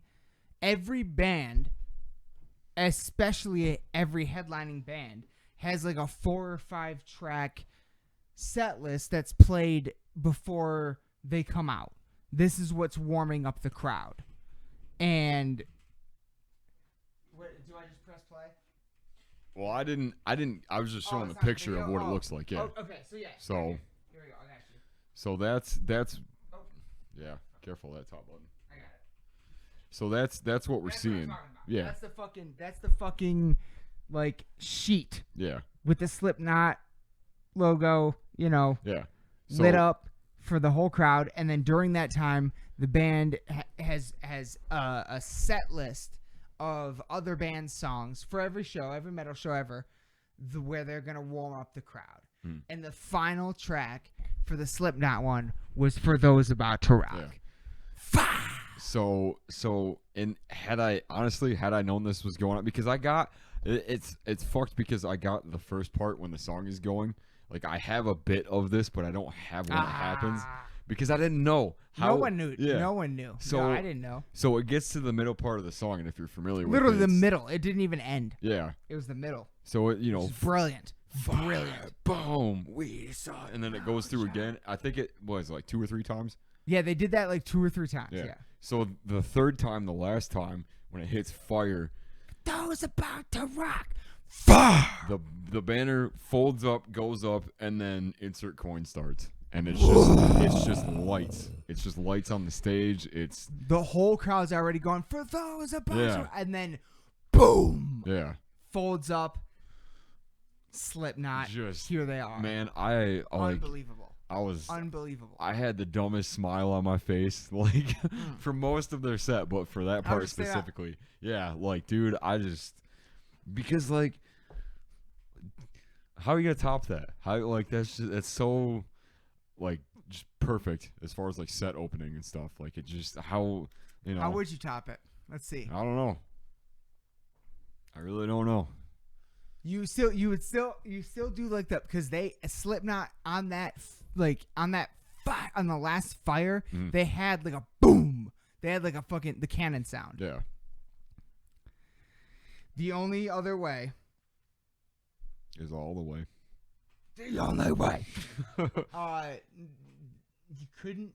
No, you couldn't do that one. You could the only other option is having that boom after the midway chorus of sex, Oh. the number of the beast. Yeah. Boom.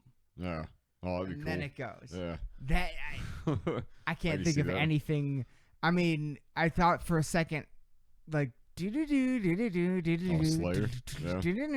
yeah, Rain and Blood, but I was like, it's kind of like the part of the way that it worked with AC/DC is because it's a lighter band with a heavier band. So you go Iron Maiden, Slipknot, that still works. Yeah. Not to say Iron Maiden's light, but they're lighter. Well, I could see the Angel of Death, Fuck. That could You know what work I mean? too. That Like, could work too. that'd be sick. Yeah, that could work too. That could fucking work too. That'd be pretty.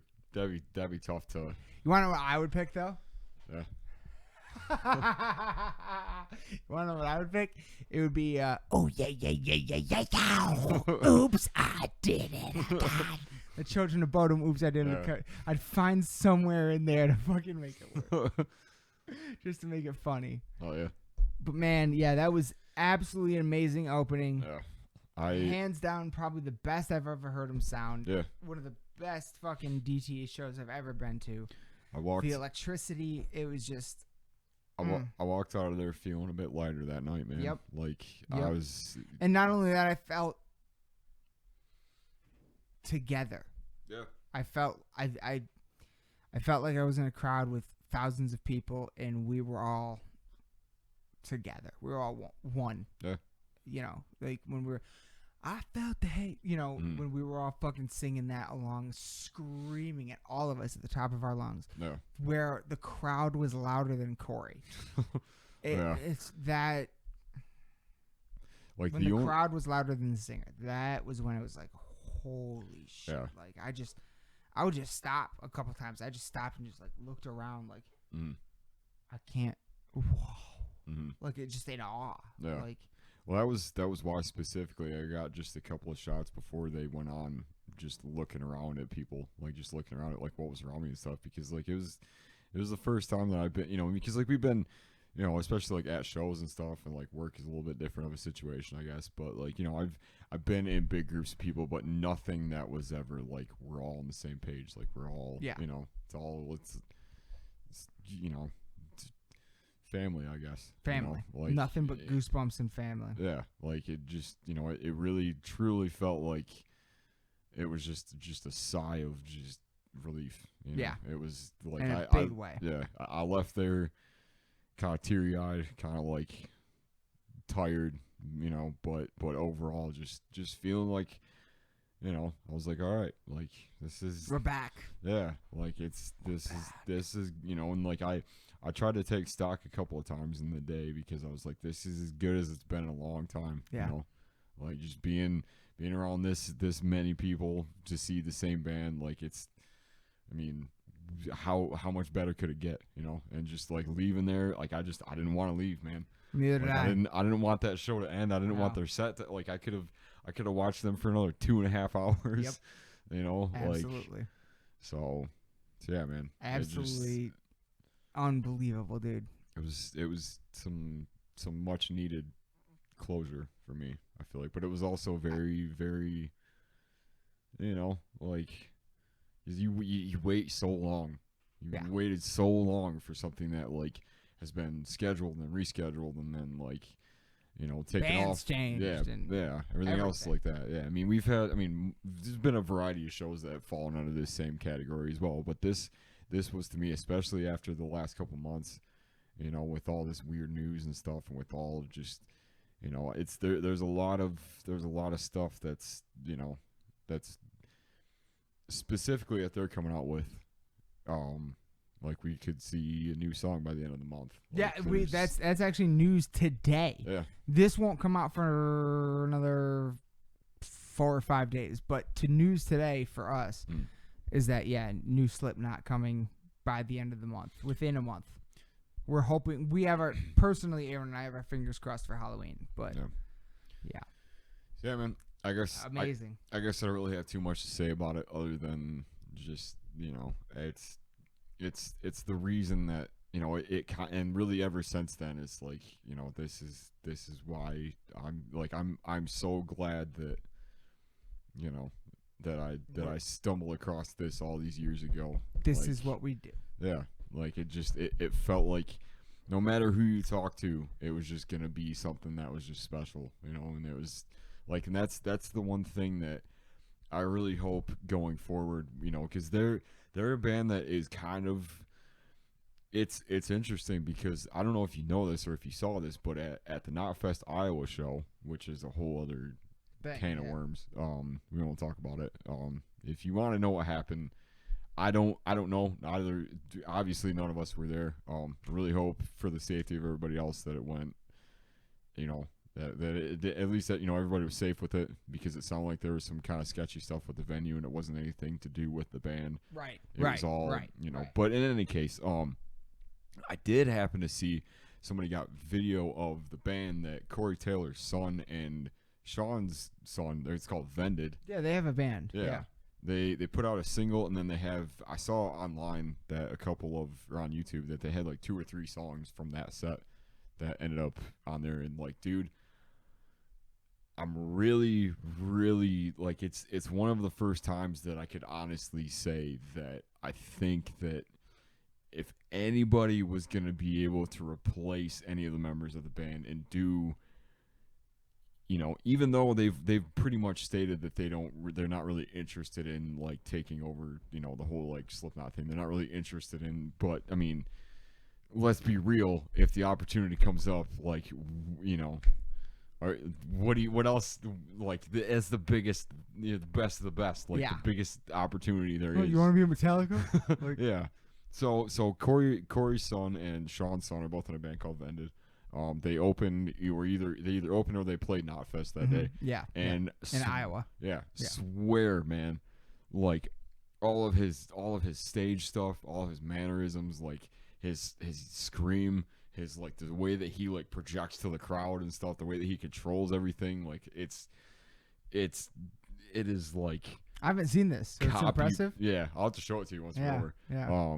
It is like copy paste Slipknot. It's like copy paste Now Corey Taylor. Like Like, hang on though. Like, to hit, like, I bet you he would agree. Like, I don't know his son's name, but I bet you he would agree with that. But is that not what we did? You start by imitating your idol, and then as you keep going, as long as you don't ever fucking stop, then you start imitating your idol, and then you eventually put your own thing onto it. That's what all of us do. Yeah. That's what podcasters, musicians. That's the process. Is you start by imitation, and then you of what you love, and then you put your own thing onto it. Yeah, and it just makes so much sense. And like, you know, I was just watching it. I was like, dude, like it's sick. First of all, like it's so cool to see. But it's I just kind of wonder, like, you know, is this gonna be a situation where a few years down the road, you know, maybe we see like a pardon the pun, I suppose, but like a 2.0 Slipknot, like with them on vocals and like, you know, like take it like it's like a passing of the torch kind of a band, you know, because we really haven't seen that, I don't think, ever, as far as like, you know, at least to that extent, you know what I mean? Like Not like, no, I don't think we've ever. If that were to happen, we've never seen anything like that. Yeah. No, not in the heavy metal community. Yeah. Not in the heavy metal community. No. So there's never been anything. Yeah. No. So I just kind of wonder if, you know, like it would be. I mean, it'd be a breath of fresh air into the band, and especially you know after. It would be I think it would. Yeah, a breath of fresh air. Yeah, I think it would be a good thing. But also, like, you know, that's not to say that. I mean, I would love for. I mean, we at this point we're already seeing like this, like at least the second incarnation of Slipknot right now. Wow, is kind of what we're looking at. That's a high watermark. Yeah, that's a real high watermark. Because you know, Paul. I would like to see some video footage of small shows that band has done. Who? Their sons. Oh, Vended? Vended. Yeah. There we go. Just to see, you know. It is. Because that's what made Slipknot legends. Yeah. Are their early shows. Very and true. The shit that went down. Very true. So. I still. That was a start. Constantly watch the Ozfest stuff. Yeah. The Tattoo of the Earth shows. Yeah. A lot of the Iowa type stuff. Yeah. Where they're like straight up lighting themselves on fire. Yeah. You know. They're basically being heavy metal jackass. Yeah. Like in a lot of ways. Yeah. That's a good pull. Yeah. But yeah. I mean, man. So as far as this show goes, man, like it was great. Even though it was the only time this year that I'll be able to go back to DT, or just this time, you know, it was first time seeing them. First time I've ever been there in October. Yeah. You know, and it's what a way to start off the season. Yeah. You know, like I just pure fucking magic. I did not want to leave that venue that night. Like it was so, and I don't know if you could tell. No, I felt the same. I was like, I don't want. Why is everybody else leaving? Yeah. Like, stay. Yeah. Do you know what we could do? Yeah. Like, yeah. Stay. So, yeah. So it was just fucking magic. Every absolute ounce of it.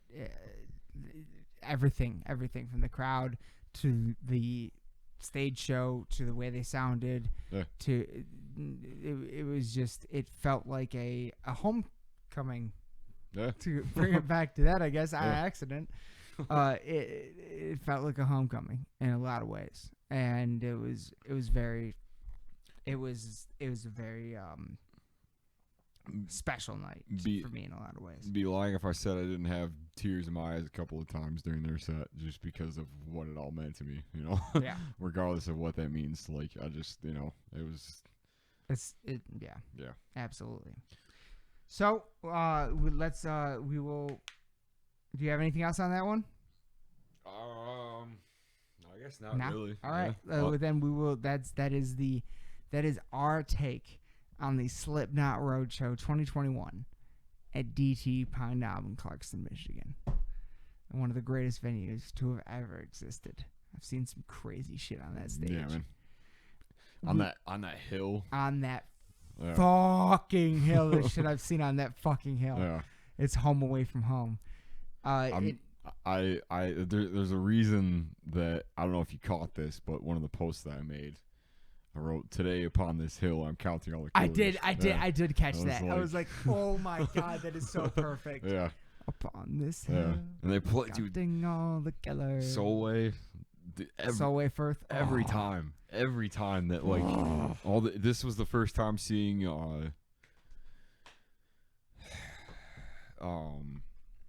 Nero Forte live. We didn't see it on the. They didn't play it They on the didn't last play it one. on the last Yeah. one. No, Holy because shit! that was the newest. Yeah, Yeah. that was the newest single when we saw him the last time. Because Oh shit! I'm All pretty, right. I'm pretty sure when we saw him, that record just came out. It like, literally like a couple days. Yeah, Like within the same. It was within 7 days. It was within a week yeah. that we saw them. That makes sense. And that album dropped. Yeah. So we at least saw it on Sainted because that was the newest single. Yeah. I was kind of hoping they would have played Birth of the Cruel, just because that was the second single. I still want to see spiders. Yeah, that'd be. Spiders that'd be coming interesting. side by side. I love that song. It is. Dude. It is very like Vermilion Yeah, sounding. yeah, Like it could yeah. kind of fit in that same aspect. That'd be cool. I fucking love that song. Dude, I think it'd be sick I to think see we them. in that crowd, Yeah, everyone, spiders coming Yeah. side by. Like that would have been fucking insane. Yeah. That would have been fucking insane.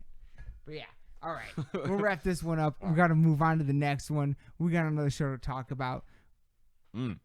Equally as sick. Equally as much of a homecoming show.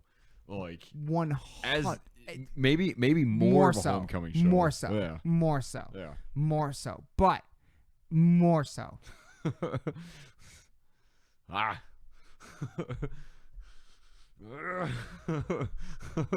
If that gives you any hints, just it's a lot of this going on. Like A lot. yeah.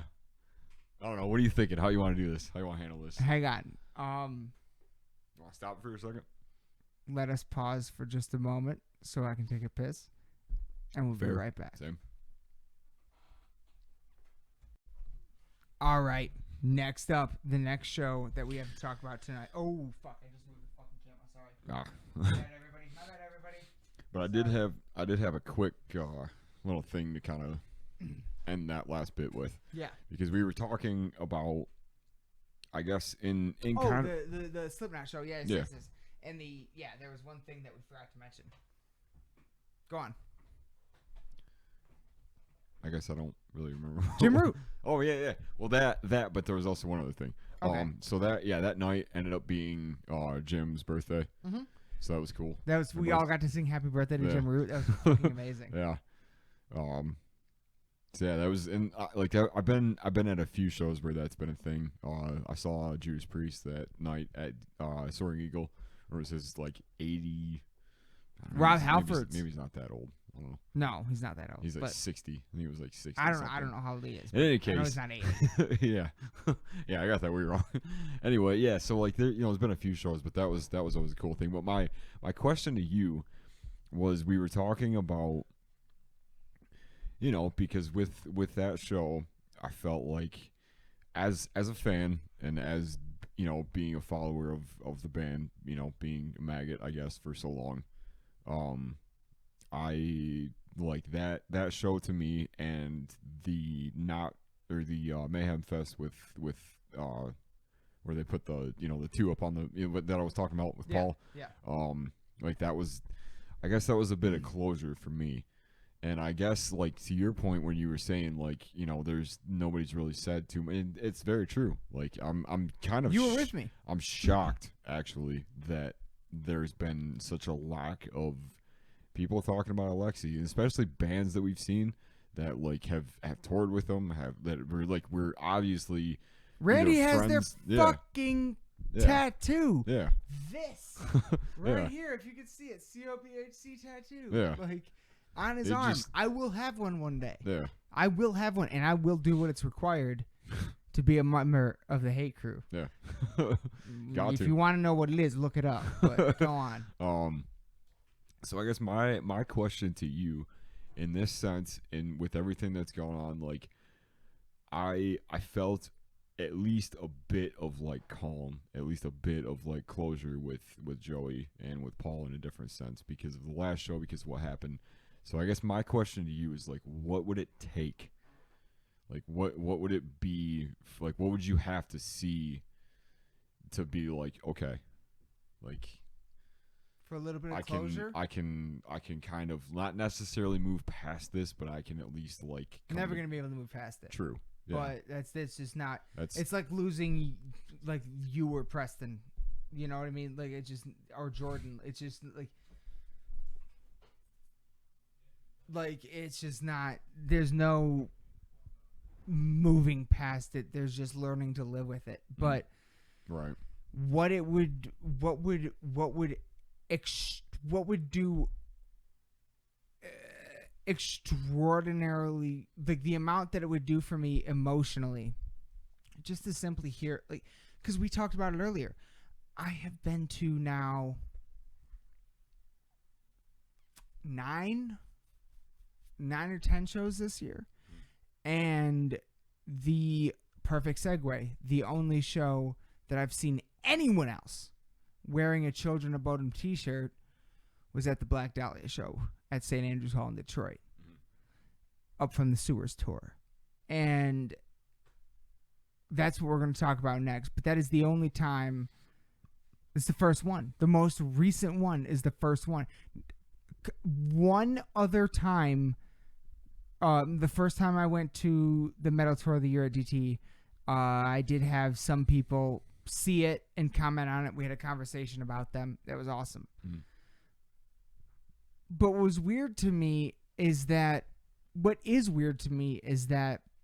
in the past, in my experience, when I would just randomly wear, and for the record, so everybody knows what's up, every concert I go to this year, I will be wearing a Children of Bodom t-shirt out of solidarity, out of respect. It's a matter of fucking respect. You know what I'm saying? Like, it's a matter of fucking respect. Mm-hmm. So, every single show you see me at this year, I will be in a Bodom shirt. And in the past, when I would just randomly wear them for no reason at somebody else's show at DT or something like that, I would regularly just moving through the crowd, have people go, yeah. You know what I mean? Mm-hmm. Nothing this year almost until recent, like some of the more recent shows. And that just makes me go so much harder into, I need to wear one of these I'm the one in Michigan keeping them alive. Apparently I'm at these shows with every fucking metal show in every fucking metalhead in Michigan is at these fucking shows that I'm going to, and I'm the only one still repping. Like, so that just ingrains into me that that's what I need to do. So, if you guys could see behind the camera right now, there are literally 2 Children of Bodom flags up on the walls right here. Like, it's just nonstop for me. So, what it would take for me is any acknowledgement from a current hero, from a Corey Taylor, from a Randy Bly, from a Jamie Josta, any of them, to simply, and Josta is a fucking podcast where since December 29th of 2020 has had Randy on, I think even more than once, and it hasn't even been brought up. And I know those all Alexi, Randy, and Jamie all knew each other very well, and it just, I think Jamie did mention it once, but when when the news first broke or whatever, but I knew how close him and Randy were, and I just, I don't know. It was just, so for a fan, for someone like me who was affected by this as I was, in the end, all of that compiling into, we finally get to go back to shows, and I see nobody else wearing a Children of Bodom t-shirt at all. It is kind of surprising. It just any at this point, what would bring me any sense of, like, kind of closure, or I guess the better way to put it for me would be recognition within our community. Yeah. Would just simply be someone like Randy or Jamie or Corey or any of the heads of our community right now to just be on stage one night and be like, this one goes out to Alexi. That's all I am looking for, really. And it really bums me out that we haven't found that it hasn't happened yet. I've been to, I've been to like 10 shows this, granted a lot of them were local bands and stuff like that, and I wouldn't expect them to say anything like that, even though I do every episode, but I wouldn't expect them to either because they weren't as influenced as I am. So, I get that. Yeah. But for someone who has the Hate Crew tattoo on their arm, it really throws me that, and for someone that has a Hate Crew tattoo on their arm and actually sent out a song to people we lost this year, and he mentioned Riley. Oh, yeah. But he didn't mention Alexi. And I was just like, ugh. Well, that is weird, because it like, I would definitely say that, and not to go, it kind of goes without saying, but like, just there's no discredit to Riley and all that. No, stuff, absolutely not. Absolutely not. Yeah, but it is kind of strange that that they wouldn't even really like mention him. They wouldn't even like it's. And it kind of goes to. I just kind of wonder. It kind of goes to the way I've always felt about Children of Bodom. Underrated.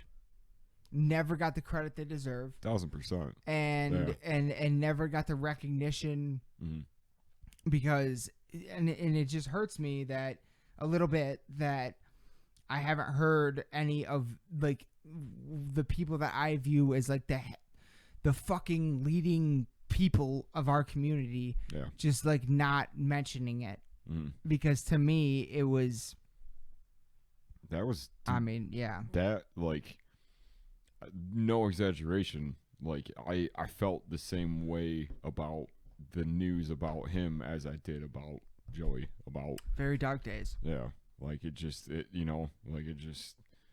I'm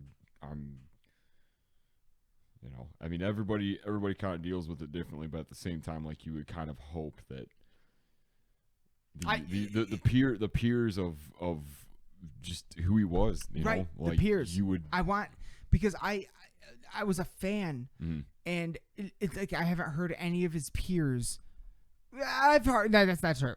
Wow. But like I haven't heard sparing like the peers that I would hope would have said something really kind of haven't. And it's even like the day I found out one of my best friends in the world, my roommate Josh. I was sitting out there and fucking that day that I found out, like I was not right. And like he was like, hey, you all right, man? I was like, not really, man. Like one of my favorite musicians of all time died, and he's not even a metalhead. He doesn't even like the kind of metal that we like. Like as hard as he gets is like, it's all stuff I love, AC/DC, stuff like that. Sure. Iron Maiden, but he even likes some Slipknot, honestly. But that's what I said. That's what I said because I didn't think he knew who Children of Bodom was. And then when I said Alexi Laiho, the lead singer of Children of Bodom, he went, holy shit, him? Like he even fucking had some kind of recognition of who that was. It's just so for Rand, for all these people, for all of our other idols that we knew were close to them, to as a fan, like we all just went through a lot, and that made it a lot harder, and it just bums me out that like I mean, quite frankly, we're the only ones I still know talking about him. I mean, outside of of course, ESP Guitars just announced a new line, and they got videos, and of course, the people in the local band that he was in, that's the name of the band, the local band, and of course, Children of Bodom, Bodom After Midnight. I've heard them say ever watched every fucking interview or anything that any of them have done since then. Yeah. But outside of that, the only tributes I've seen have been from fans. Mm-hmm. Why, it's just. Yeah. Mark Morton said that wonderful thing Mm-hmm. when he was asked about it. Mark Morton did say wonderful things about him in an article when he was asked about it, when he got a guitar lesson from Alexi. That's a great story. Yeah. And there's a lot of those like that, but it just really, coming off of no tours for a year and a half, coming off of everything we've all been through. If you're gonna have a moment in your set where you mention people we've lost, it just as a fan, it just bums me out that he wasn't mentioned. Yeah. That's all I'm saying. I get that. It's in that would have made me tear up. Mm-hmm. At any show I go to, anybody that mentions him would hit me. Yeah. Would hit me. That's I guess that's kind of how I was feeling at the Slipknot show the other night. I was like, I guess I was kind of hoping in some aspect it would have been brought up in a bigger way, but it just didn't outside of, which is fine. But I don't know, like yeah, man, like it just I definitely feel what you're saying as far as just wanting that kind of just anybody to say anything, and I just want. It just helps to know that, maybe I wasn't the only one feeling this way. Yeah. And I know I wasn't. Because I'm in the Children of Bodom After Midnight group on Facebook, and it's a wonderful, wonderful community of fans. And I know I wasn't the only one feeling this way, but mm-hmm. to have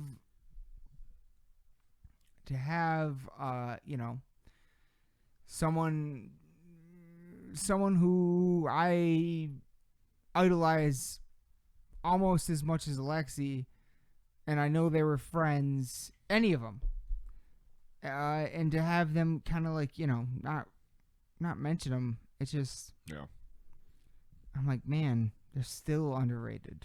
Like, it's just, I don't know. Mm-hmm. It breaks my heart a little bit. Good question. Good fucking question. What would bring you closure for that? Yeah. Good fucking question. It would be someone like Randy or Joss is saying something about it on stage, and me getting one of the new guitars. That's what. Well, I mean, to that point, like your collection has grown pretty significantly, and yes, really, like it's pretty cool shit, man. Like ever since that happened, and I kind of took note of that and did a little bit of that myself with Joey. Yeah. And I'm glad you did. And Yeah. I'm glad I did, and I'm glad that inspired you too, because it honestly, like, being able to hold that. Mm-hmm.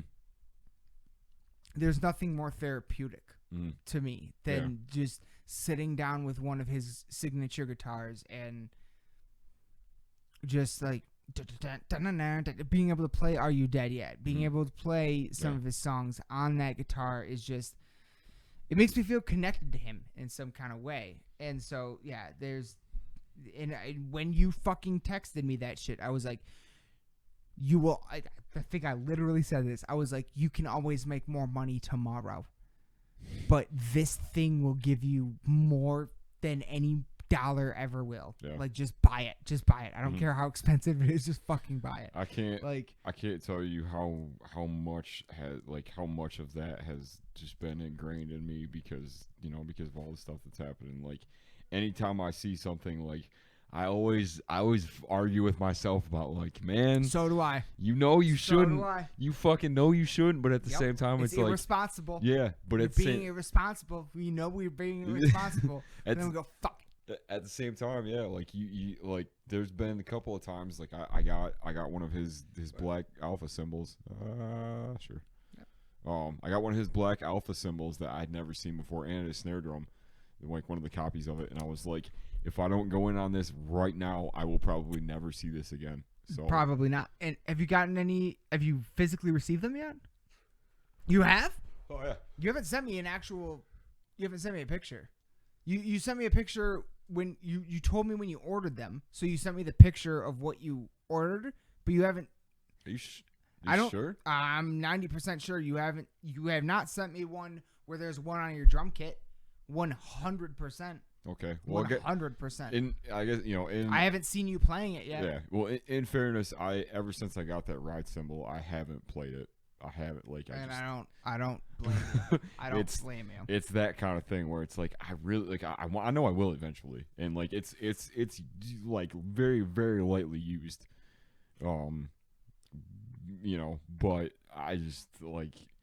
It's I got the snare drum pretty lightly used as well. There's a couple others that I've seen that I really want to try to get my hands on, because if I could, like, that would just be the tops.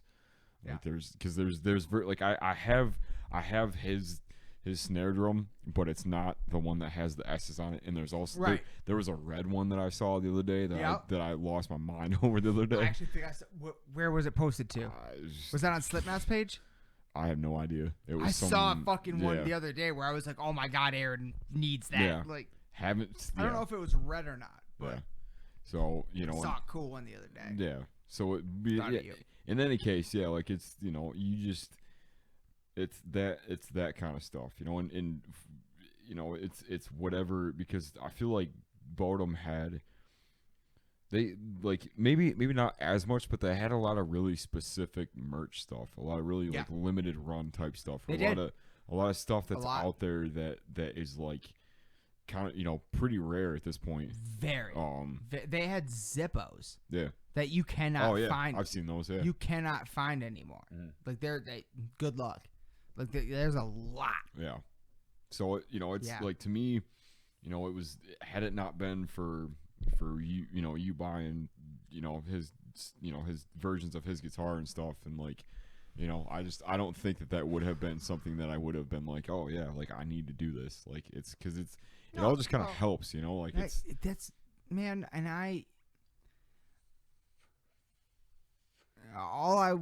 because like I'm glad that means a lot to me, actually, that I like helped you with that, like, because it was something I didn't know I didn't know when I was doing it at the time. I didn't know that it would have that impact on me, and the fact that it did, and the fact that bled into you having a similar experience, that's awesome. That means a lot to me. That's like, I mean, well, we maybe to a little bit lesser of a degree as far as Alexi. Not to say that he wasn't super important to me, because we'd seen him so many times, and like, but just to to have that happen to you, and then after that, like it wasn't but probably a month or two later that that the news broke about Joey and stuff. It just the timing of it was very strange to me. But it all just like that was the only thing I could think to do, was like let me just like get as close to him as you can. Right. That was that was it. Yeah. There was I be as close? It's definitely part of that. Absolutely. Like it's definitely, it's that feeling of, and it's not even like, how can I, it's not how can it, let me ask you this. For me, it wasn't how can I emulate or imitate. It wasn't that. It was how can I physically feel as close to him as I can. Like in some weird way, it's almost like if I had that fucking guitar in my hands, I could almost imagine him in the room with me. Like it just like that. Yeah, like it's not trying to look like or imitate anymore. Yeah. That's how it started. That's how they became our idols, of course. Sure. But now it's like, how can I physically do what I can to physically feel as like if they're in the same room with me. Yeah. And that did that. I can't wait to talk about the thing that we did as a band as far as like cover stuff, because I have so much Well, else. you have already announced the cover you're doing. Yeah. That was I saw it on Facebook earlier today.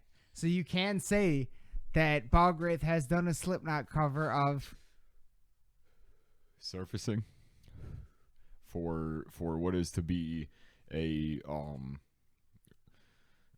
just a big compilation, a big tribute Slipknot compilation. I'm very, very excited about it because, man, like, I don't know. I guess we were gonna get get into the other show, I guess. So I don't know how much of this you want to get into. You want to just roll with it? Roll. It's episode 200, man. Like, It's episode fucking 200, man. may as well get into it. So yeah, man. Like Mike, and huge credit to Mike for this one because he's really, like, when this all came up, he was the first one to bring it up to our attention. He was kind of the one that was kind of spearheading it a bit. And like, I remember the day that this first came about, we were texting about songs that we were going to do. There was a couple that I was hoping that would have been on the list. There was a couple that, like, just as a fan, you know what I mean? That kind of stuff. Like, I would have loved to have done Metabolic. I would have loved to have done People Equal Shit, Disaster Piece, you know, those kind of songs. But we ended up doing Surfacing, and man, it's like, it's intense, dude. Like, It is. You've heard it. I've heard it. Yeah. You know, like, and it's that same kind of thing where it's like, you know, because I didn't even, and this is before I got the snare too. This is before, like, the day that I heard the news about it, I ordered the snare drum. I was like, because if I don't, I feel like I'm never gonna see this, or it's just gonna be in a different kind of sense. So I just ordered it, and then it ended up coming, like, the next day when we were setting stuff up, and I was like, shit, like, if we could just hold off one more day, like, we could get as close to it as possible. So we ended up doing that, and recorded it with the snare drum, with everything. Like, there's some really cool shit on this song. Like, there's some stuff that we've never done as a band. Never heard. Yep. Never heard Balgraith sound like that. So that's gonna be. And I am the biggest Balgraith fan. So yeah, that's gonna be towards. Well, I don't know if I should say that. It'll be. Yeah, the release date has not been announced. Right. So okay, yeah. So I if you don't want to say it, soon, I guess. I don't know. Very soon, within the next 2 months. Like, there's been, because there's so many moving parts to it. There's so many people involved. It's not just them. Right. It's not just you. Yeah.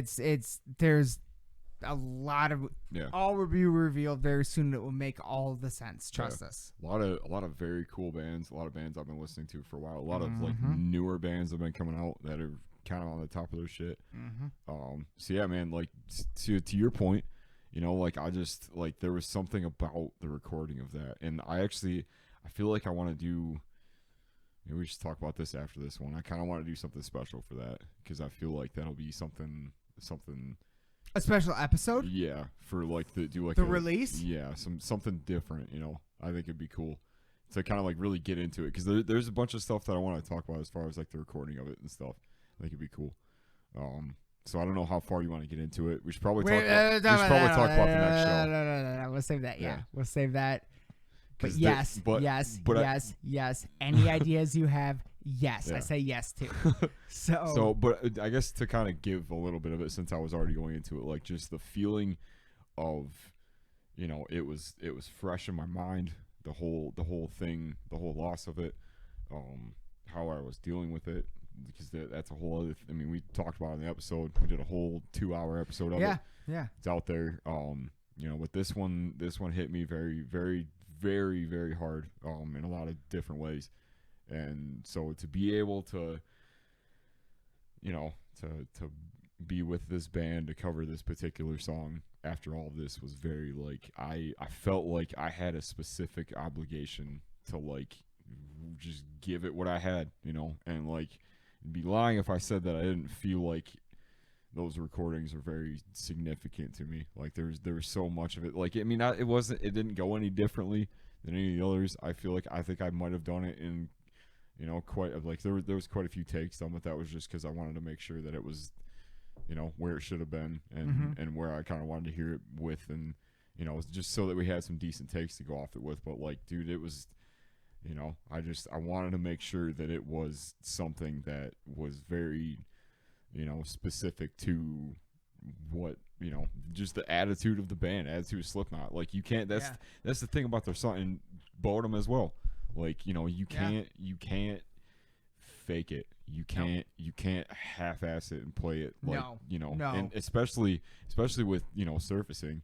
No, like with both of those bands, you have to go fucking balls to the fucking. You have to put it all out there. Yeah. Balls to the fucking wall, like just relentless, reckless, forever. Yeah, man. Like, ruthless. Yeah. Ferocious. Because if anything else would just be contrived and just, you know. So. Anything else would be less than what they did. Yeah. And I think that because we've been because Mike was you know, like I said, one of the first ones to really kind of, you know, get this rolling as far as getting us on it. But he's been I mean, we're on the Discord group and stuff, and he's part of that as well. So we've been getting mixes and stuff from people, and like a lot of these songs have that same kind of energy. Like it's a very, like, I don't want to say too much about it just because, you know, I want to wait till the actual release of it. But there's, you know, it's a pretty eclectic mix of songs. It kind of spans from the entire, at least the first 4 records, because that's what he was on, obviously. Okay. Doing a lot of, you know, giving a lot of respect to that, which is really cool. Because it's a variety of stuff. Some of the songs are already out. A lot of the bands have done it, either like, you know, released them previously just to do covers of them. I mean, you can look up like Slipknot covers, or, you know, just Joey Jordison on you know, Spotify or whatever, like I was doing, and you'll come across a bunch of songs, a bunch of covers and stuff. It's actually pretty cool to see. So a few of those ended up on there. I won't say who yet, but there's a few that like are like modern versions of these songs, just the way that they're meant to sound. And it's so cool to be a part of this with them, and to be, you know, just to give the respect to this, you know, and to be able to have that. And I only wish that there was more of this for, you know, for the other, because you know, for a lot of the others that have passed on over the last few years, because there's been a lot, man. Like, and it's very rare that anything like this could come up and have it be like a whole tribute thing. You know, just have it be with that energy and stuff. And so yeah, I'm really, like, it's there's been some things that have kind of like moved dates around and stuff, and like I only really just want people to hear some of these songs, because I just, you know, just what it represents, you know, what the bands have been able to put onto it, what we have been able to add to it, just our own sound. It kind of pushed us out of our comfort zone a little bit, I think, in a few ways, just because of the style of the song. It's a lot more in your face than what we usually do. So I don't know, I guess kind of sort of like we have those songs, but it's not quite as blunt, I suppose. Fair enough. So yeah, like I just, you know, again, I'd really like to do something extra with this, and, you know, maybe kind of do like some premiere with it and talk about it a little more in depth when I actually can. So, well, I mean, but you know, I'm down. YouTube might flag us, but fuck them. I don't know. I don't give a flag. Fuck motherfucker. Yeah, you know, I don't know. I just, you know, because I don't feel like I ever actually asked that question as far as like what it would take, because it's different, you know. It is. It's a very different situation as far as never experienced it before. Yeah, and you know, especially, you know, when the thing that you always bring up is like Bodum to me was a very specific case of it, where it was, you know, they are kind of at a standstill, you know, because they were the same. It was the same group. It was like he was always the figurehead. He was always like the main guy of it, and it wasn't a band that changed members. Yeah, like hardly ever. Yeah, like you can't really. There's no replacement. There's no. You know, and the only thing that they ever did was the thing that would eventually be the last release that they would ever put out, as far as, you know, with Bodum After Midnight, which is brilliant, you know, like that album would have been, and I'm sure I have to imagine that there's more out there. Like it just Not. I mean, I know. Well, I know there's not more in terms hopeful. of Yeah. what we heard is the last stuff he ever. There's nothing more in terms of that, but maybe there's some stuff from the past Yeah. Oh, dude. that never got released. Demos. So many Exactly. demo songs. Exactly. Like, Stuff like that. Like yeah. that's what my hope is that one day, a fucking cassette tape Yeah. will get discovered and it'll have 12 tracks of unreleased Alexi riffs and solos that could be put into songs, you know what I mean, like in some way or another, and vocals. Yeah. Like I really think that if you put something or just somebody, because really, like, we didn't know about it until somebody approached us about it. So obviously it was a thought that was in somebody else's head that was like, we have to do, like, how do I heal from this, I guess. And that's kind of what this feels like. So I wonder if, I bet you anything, like if you put out some feelers to some of those fan pages, like everything else, like you'd be able to put together something really cool. Oh yeah. Some kind of like tribute thing. Oh, and yeah. it would be like, and you would, that's the other thing too, is, for the most part, like, it took a long time for Slipknot to become like a worldwide thing.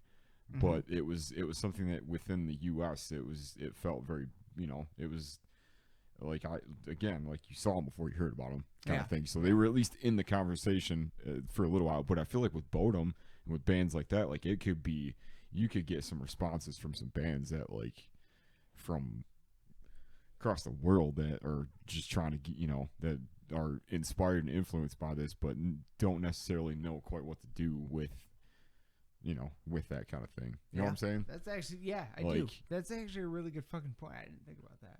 So yeah. Might be something to think about. I mean, we could even put something together. I mean, we did. Lost section. We did. Yeah. Like our Alexi tribute episode was. I mean, we did that thing at the end. You know, all my fucking footage and everything. Yeah. So, but yeah, we could do more. Absolutely could. All right. We got one more show, one more thing that happened this week, and I cannot believe that this happened in the same week, man. Like Slipknot. Yeah, like to kind of reel in from that that tangent, all that was great. Like the Kings, man, the Kings of the Night World. Yep. Like Came back the home. fucking Came home. dude. Like Came home. That's another band that, like, we're talking about Up From the Sewer tour, Black Dahlia Murder, After the Burial, Carnifex, Rivers of Nile, Undeath, like, in Detroit, St. Andrews Hall. Yep. First time back at St. Andrews. I don't know. Yeah. In quite a while, actually. First time back. Yeah. Is that the first one back since Bodum? Oh my god.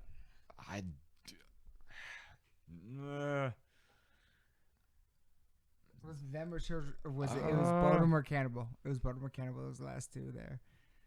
I don't remember which one was the most recent. It was probably Cannibal. It was either Bodum or Cannibal. It's been a while since we've seen Bodum at St. Andrews, I feel like. But I guess that would have been the last one. Yeah. Fucking yeah. Well, that was a while ago too. That was like December of like. It wasn't 29th. December. No, it was St. fucking Patrick's Day. Oh yeah. It was in March. Yeah. It was the day after St. Patrick's Day. Yeah, that's right. Remember that? It was like 2019 though, I think. I guess it would have been. What? Wow, really? It was 2019 or Bodum? 2018. Yeah, Bodum. Yeah. And if it was 2019, then that would have been the most recent time we were there, because 2020 there wasn't a show there at all. Wow. Yeah. That's insane. I didn't even think about that till now. Yeah. So yeah, first time back since Bodum. Wow. And well, no, because I feel like didn't we because we saw Dahlia there for the Nightbringers when they played, wasn't it? Didn't we see them there? Or was that somewhere else? Because I thought that was in Lansing. Well, they did that, but they also did the one that was out in Detroit too. They were playing songs off Nightbringers at that point. I don't know. And it was, yeah, well, I don't know. What. In any case, one of the of the last several times we've been at St. Andrews, fucking hell, it's 1 o'clock in the morning, whatever. And it was sick, man. Like, Episode 200. yeah, dude. I got the last little bit left. Fuck.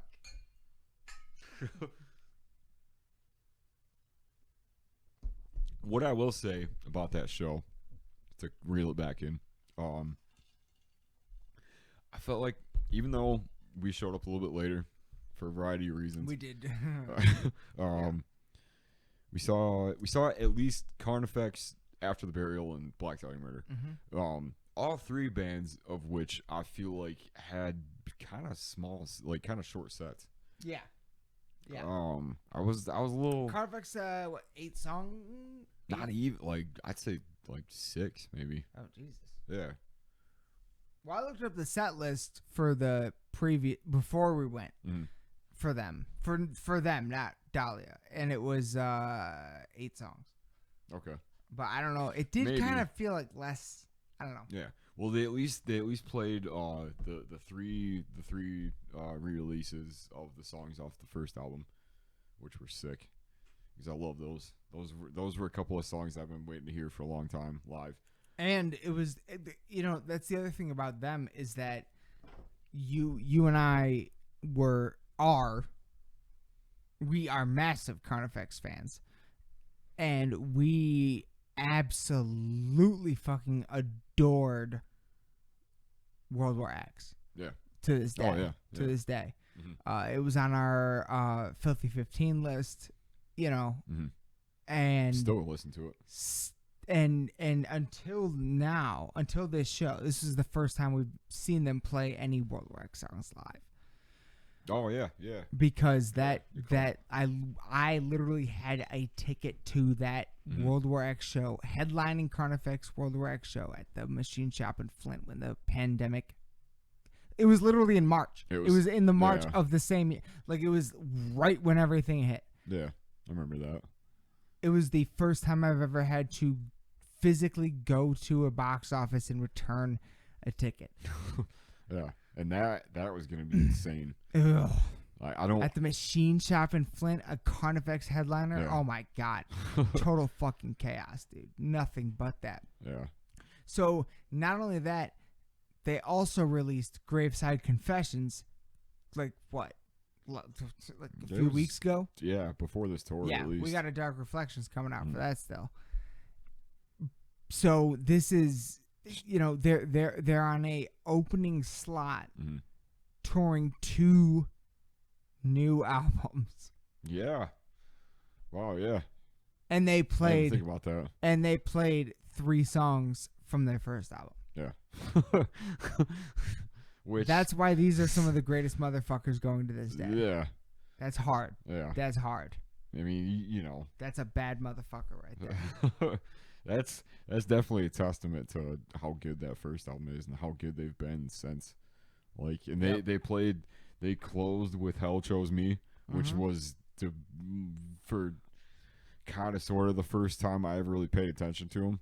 I still I haven't gone back to the album in years, but that's one of my favorite things they've ever done. Because I was like that was like just off of their releases from Victory, when they were on Victory, and I remember the only thing I could ever associate that with was that green cover that they had, the Disease and Poison, I think. It was like second album. So I remember seeing that cover and hearing a couple of songs off that, but nothing really just hit me until Hell Chose Me, and that was kind of around the time when I was getting into Whitechapel and Suicide Silence and stuff, and so it was funny because years later, that was the same time I got into all those bands as well. All those same bands at the same time. Yeah. That's funny. Yeah, so it was so cool. It really felt like it was like a span of their entire career in one set Yeah, in a very short amount of time. Like they did a good that's- job with that. yeah, And that's then we did hear some of we did hear some World War X songs and Yeah. Graveside Confessions. yeah, So, and they were phenomenal. yeah. Phenomenal. I But- want to try to make it out to a headliner show for them because I would. Oh my God. I think that would be The next time they I fucking pray that the Carnifex Convalescence tour that's happening in Europe next year comes to the United States. yeah. How amazing would that be? I mean, that would be unbelievable. That would be a dream come true right there. Man, that's yeah. Such a fucking sick tour. Perfect, two perfect bands. Yeah, So perfect. They complement each other perfectly. put Thy Art on there too. Oh, hang on. Honestly, I just want to see Thy Art again. so do I. just, Honestly, but I just- would say Dahlia. Okay. Think about the Yeah. dynamics of the bands. Yeah. I'd put Dahlia there instead of Thy Art. But yeah. Oh. Anyway, Psst, psst. If you're listening, we got some ideas for. Ideally, though, what you should do, you can have this idea if you want. It's okay. You can borrow it from us if you want. That's fine. we're not gonna be mad.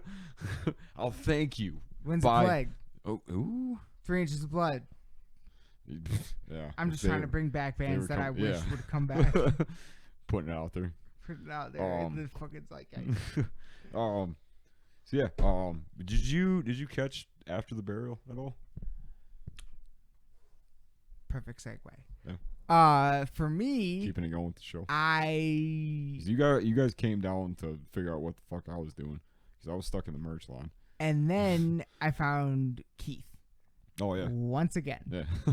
So, like we talked about earlier, we saw Keith at the Slipknot show, and then we saw him again at the Yeah. Dahlia show, which was amazing. Yeah. It made me so fucking.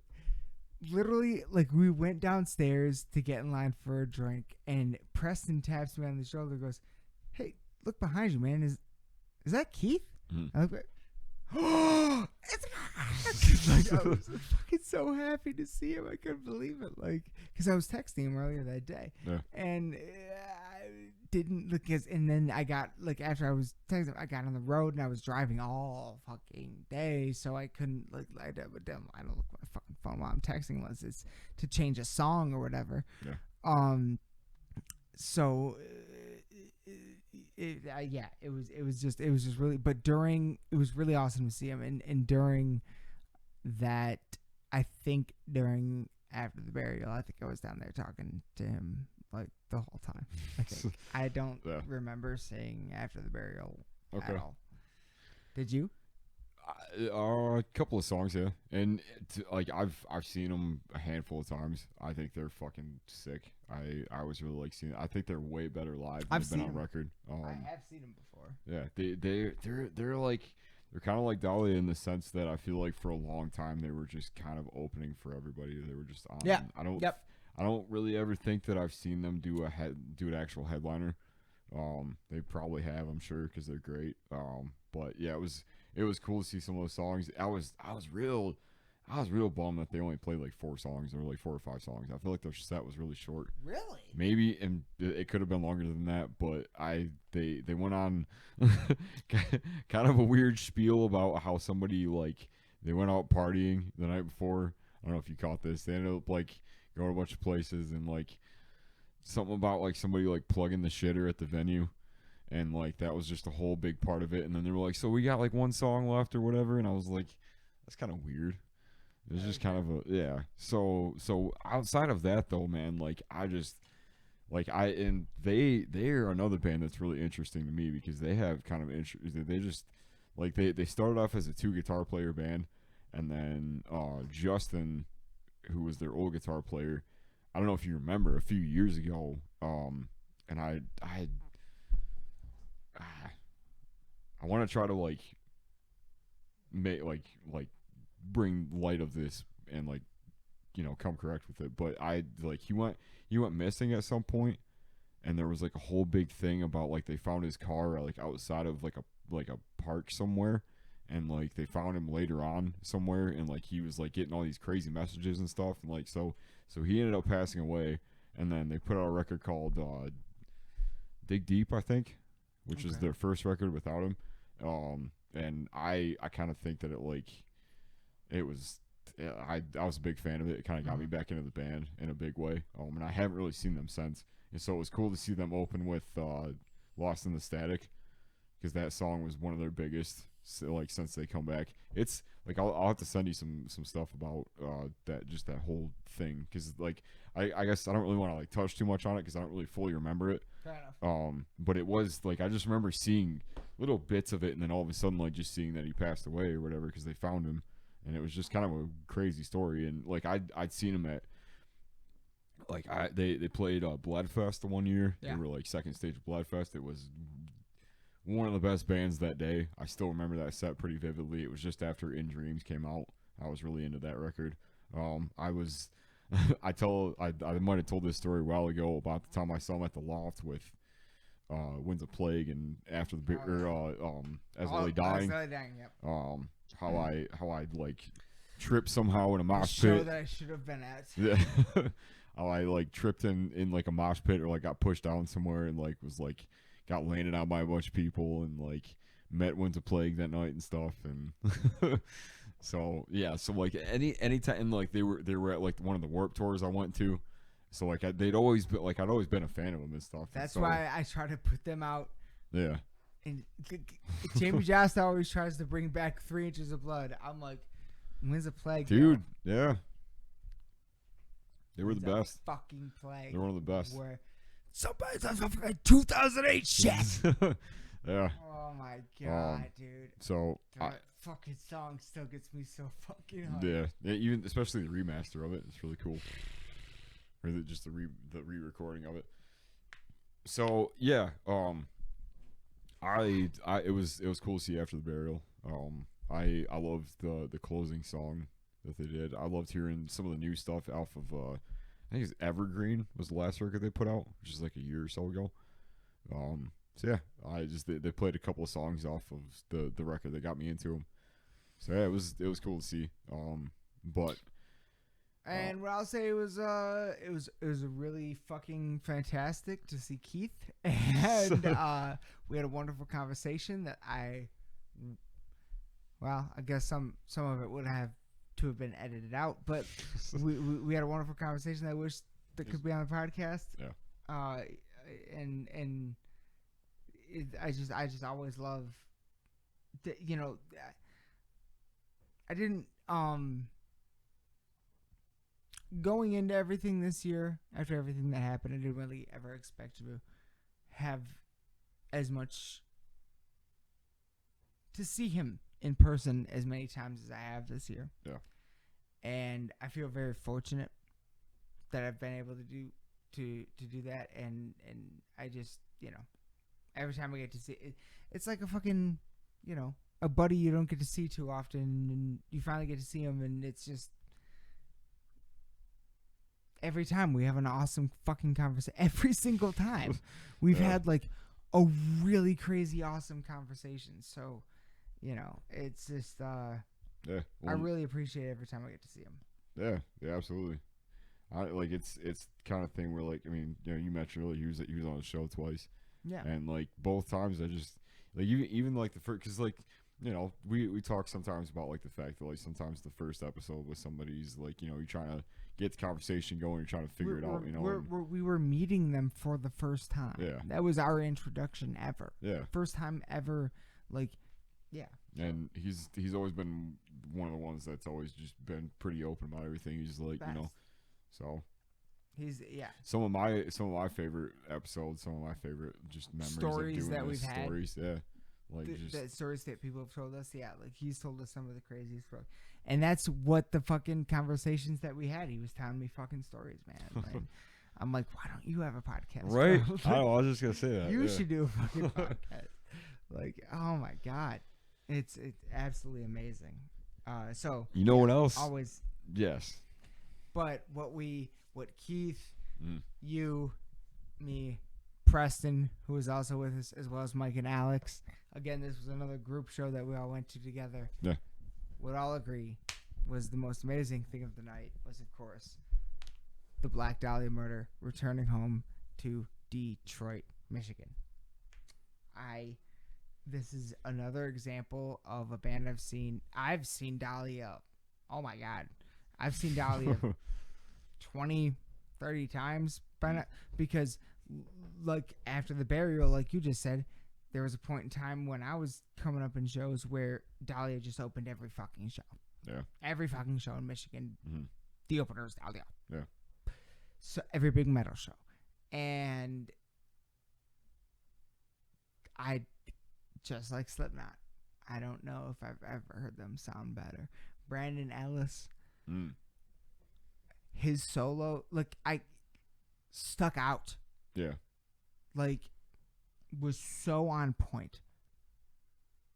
Like they've had a variety of really stellar guitar players. Yes. You know, and Yes, they have. And I was always a big fan of for no other for I mean outside of the fact that I've always really liked his guitar playing. I just like his songwriting. I think that Ryan Knight, the last guitar player that they had before him, I'm super partial, as a lot of people are, to those records that he was on. But I feel like just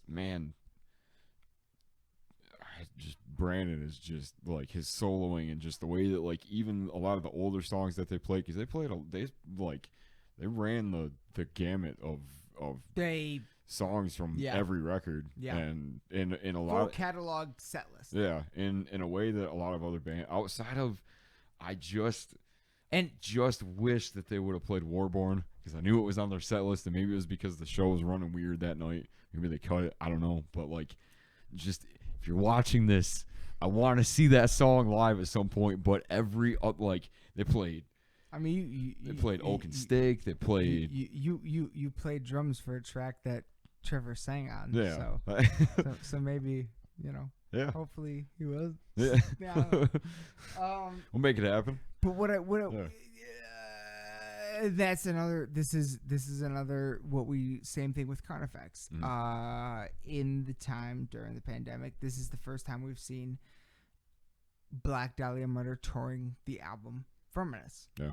Which some of their best stuff they've ever done. We love. Yeah. Like, absolutely love that album. Mm. So, yeah. Seeing like you were just saying, Oak and Steak. Oak and Steak, Child Night, fucking Sunless Empire. Oh my God. That solo in the middle there, just the way that song moves everything. Yep. Like it's just it. But then, they played Elder Misanthropy. Yep. The first record, they played Statutory Ape with they got the new ape costume, which came out. As long as I've been seeing them, I don't think I've ever seen somebody come out in the ape suit. Really? Yeah, like not even at the loft? As far as I don't think so. I saw a Cannabis Corpse with the little bud guy running around. Yeah, the weed guy. Yeah. Yeah, but nothing. Yeah, not that year. Yeah, just all that stuff. They played fucking Death Mask Divine and God, what's that? On Stirring Seas of Salted Blood from Ritual, which is one of my favorite songs they've ever written. Just man, like their whole set. They open with fucking I Will Return, which they usually close with. Yeah. Which is how you know it's gonna be Lamb wild. of God opening with Black Label. Yeah, well, it's so backwards, but it's like, oh shit, like this is gonna be something. Buckle the fuck up, motherfucker. That's what that means. Yeah, dude, I was like, and you could tell that they were just feeling it, like they were just having fun with it that night. They were happy to be home, and all of us were too. Everybody in the crowd. It was I finally found somebody in a crowd that had a Children of Bodom t-shirt on, and I said, "Hey, Crew for Life, motherfucker!" So like that made me happy. Preston was a wild man that night. He was just all over the fucking place. There was a moment during Dahlia where like we were cutting through the crowd. We stopped. I'm just fucking standing there headbanging, and I look up, and all of a sudden he's gone. And he's gone for like 3 or 4 songs. During that time, that's when I saw a Children of Bodom t-shirt guy, because I was also wearing a Children of Bodom t-shirt. And then all of a sudden, out of nowhere, Preston just reappears and like grabs my arm, and I'm like, and him and I are, we're, synchronistic, like, especially at shows, and he knows when I do it, and I know when he does it. When one of us grabs one, fix that sign. We're gonna fuck. Yeah. When one of us grabs, I was wondering what that was. right? When one of us grabs each other's arm, we move. We don't think. We just go. There's no questions asked. We just go. Dude, it's funny because like every time that happens, I'm like, I guess I'll follow suit. Like, I guess I'll follow. And you in. followed us. Yeah. And you followed us, and we ended up right in the front. And then right when we got out there, this motherfucker goes down to my legs and tries to fucking lift me up to crowd surf. Oh, I'm like, what are you doing? I didn't hear about this. Oh, he started trying to get other people involved. He was like, bring him up, bring him up. I was like, no. Man. No. Oh, No. I should have followed you a little further because I'd probably done it. God damn it. No, I don't want to fucking crowd surf. Like, but yeah, he'd like go immediately. Like, so I was like, what are you doing? Stop. Why are you grabbing my? Yeah. This isn't. We're in the front of a pit. Like, it didn't make sense to me because neither of us have ever fucking crowd surfed. But what was hilarious is like before he came back and grabbed us, fucking, I thought I saw him crowd surfing. There was someone that looked like I was like, no, what? No. Like double take Like, a little bit. yeah. Oh yeah. Like I couldn't tell. And so that was fucking hilarious to me, dude. Like it was, and then yeah, we were in the front for a bit. We had a fucking, oh my god, Dahlia just murdered it. The pit was amazing. It was just, it's like we were saying, it was like just another example of like a fucking homecoming kind of situation. Like it was. Do you like? Because to me, I would be lying if I said that like at certain points at certain shows, depending on it, and I was the same way at the Traders show when we saw them at the Sanctuary, because that's a bit of a smaller venue, and as way smaller. Yeah, as compared to as compared to St. Andrews, it's like it's one stage as compared to upstairs, downstairs, basically 2 venues. Sort of thing, like 1.5 venue. Like so anyway, like I just like in comparison to, let's say, like Soaring Eagle or DTE, like it's weird to have these 2 different perspectives, Jesus, of these 2 different shows, because to me, like I still feel like maybe personally I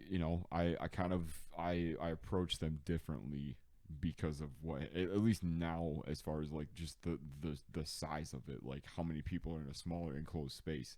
Like sometimes like there was a couple of points where I was kind of trying to get used to, like, people do that, like when you're moving through a crowd, they kind of like, oh, you haven't done that yet. Yeah, they kind of like, push you a little bit, kind of like, to let you know that they're like kind of getting past you or whatever. And like, oh yeah, I had just this moment of like, like stop, like, just, I don't like, that's just, it's weird to have people like touching you and stuff, but like with the outdoor shows, you don't have that.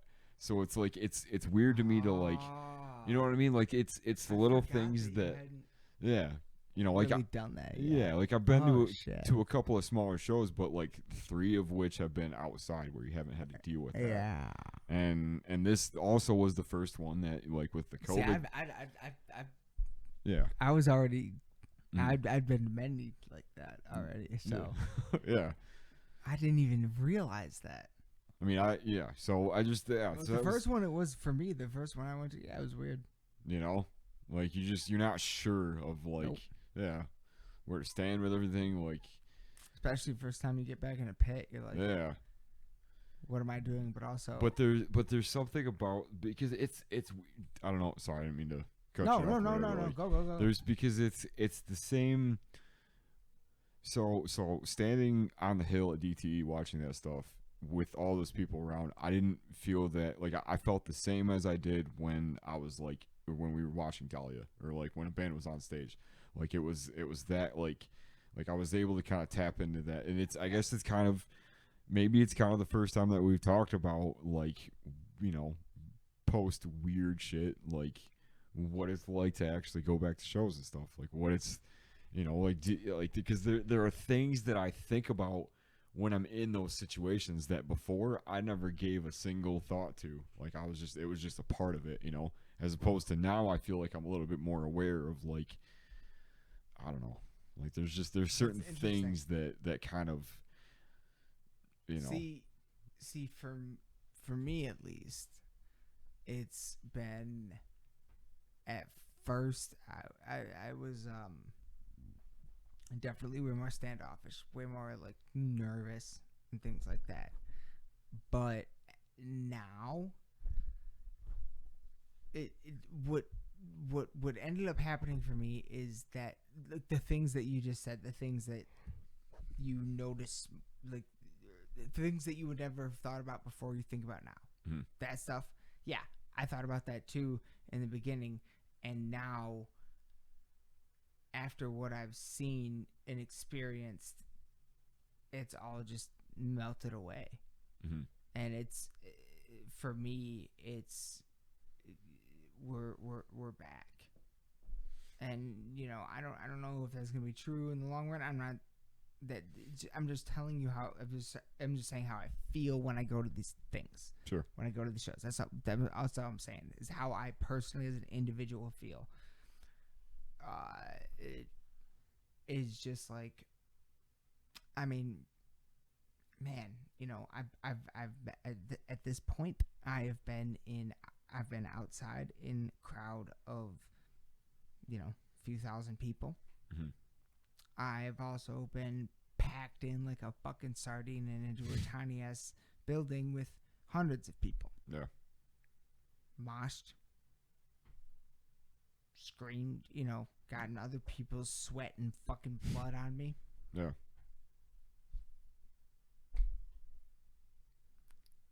And I feel great. Like, yeah. I feel better than it felt in the last, since we stopped being able to go to shows. So, you know, I'm not that that's been my experience. That's all I can say. That's all I can speak to. That's all I'm saying. That's just, I'm not saying anything to do with anything else or anything at all. I'm just telling you my experience. So Yeah. once that happened, after the first few shows, it just kind of started to melt away. Yeah. Those, like, you know, the fear. Fear. Yeah. It's not, you know, at least for me, it's not necessarily so much of fear. It's just kind of,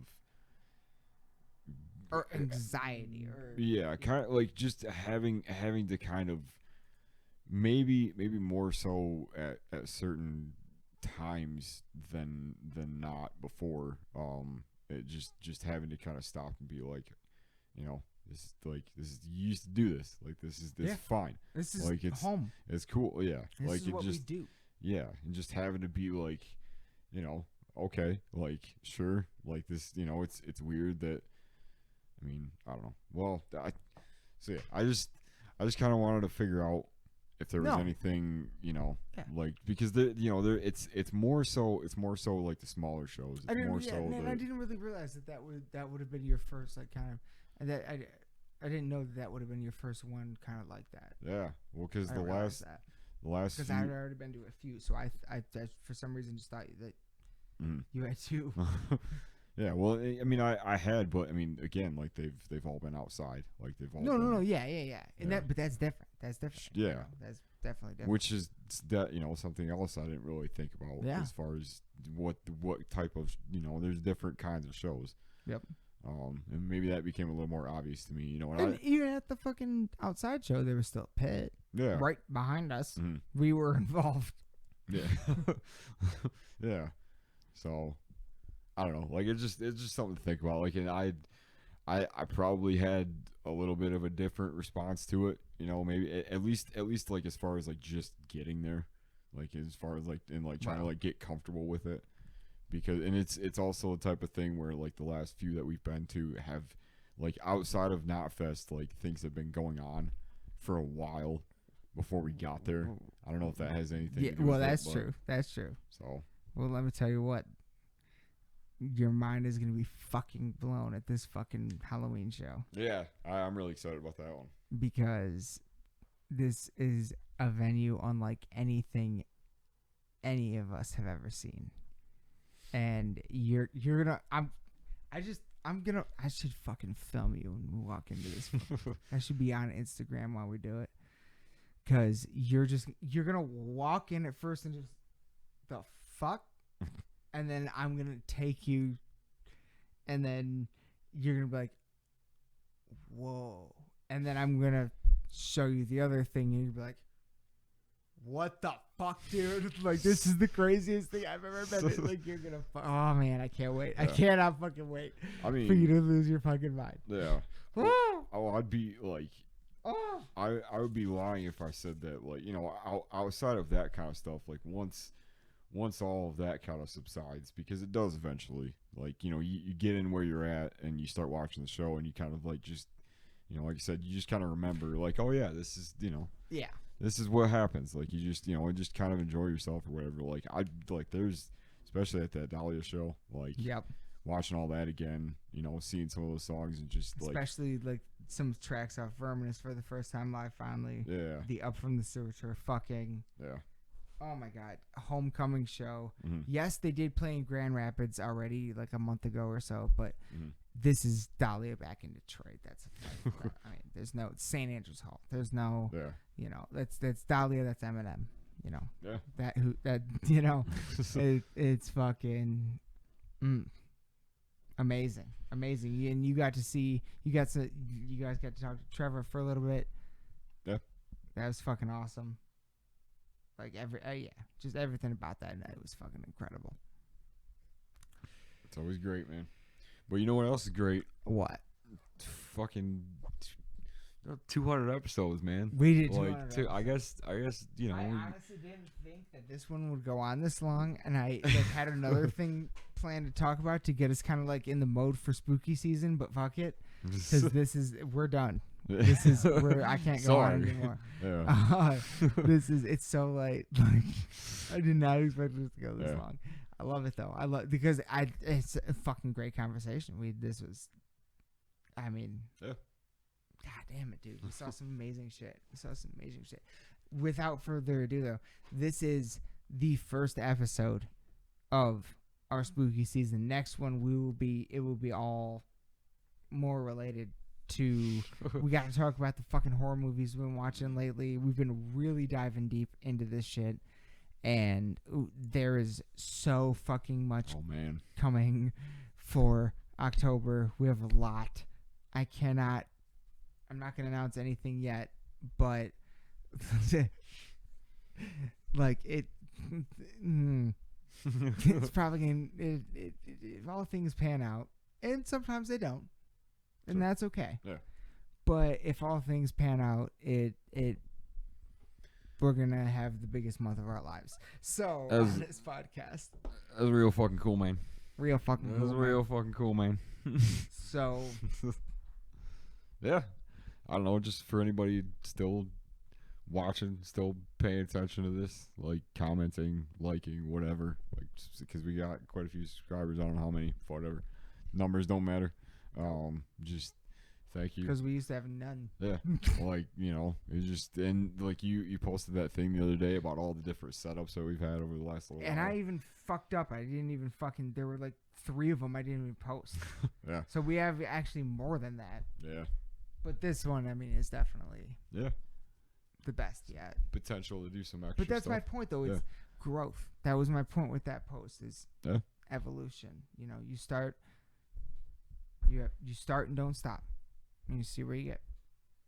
As long as you don't stop, then you'll keep going. like I don't know. It's like, just don't stop. Yeah. Like, you start something like this, a band, just don't fucking stop. Ever. No matter what. Even if you end up having to do whatever the fuck it is you're doing alone. Just don't stop. If you believe in it in your heart, just don't stop.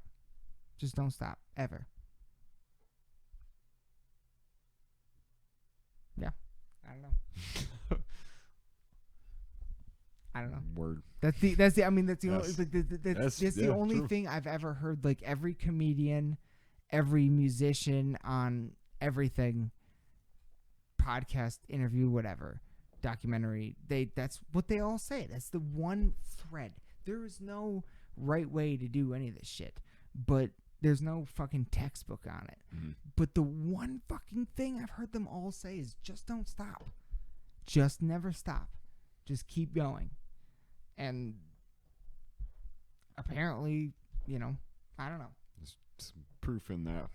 for sure. Something's going on there. We have gone farther than we ever thought we would right now.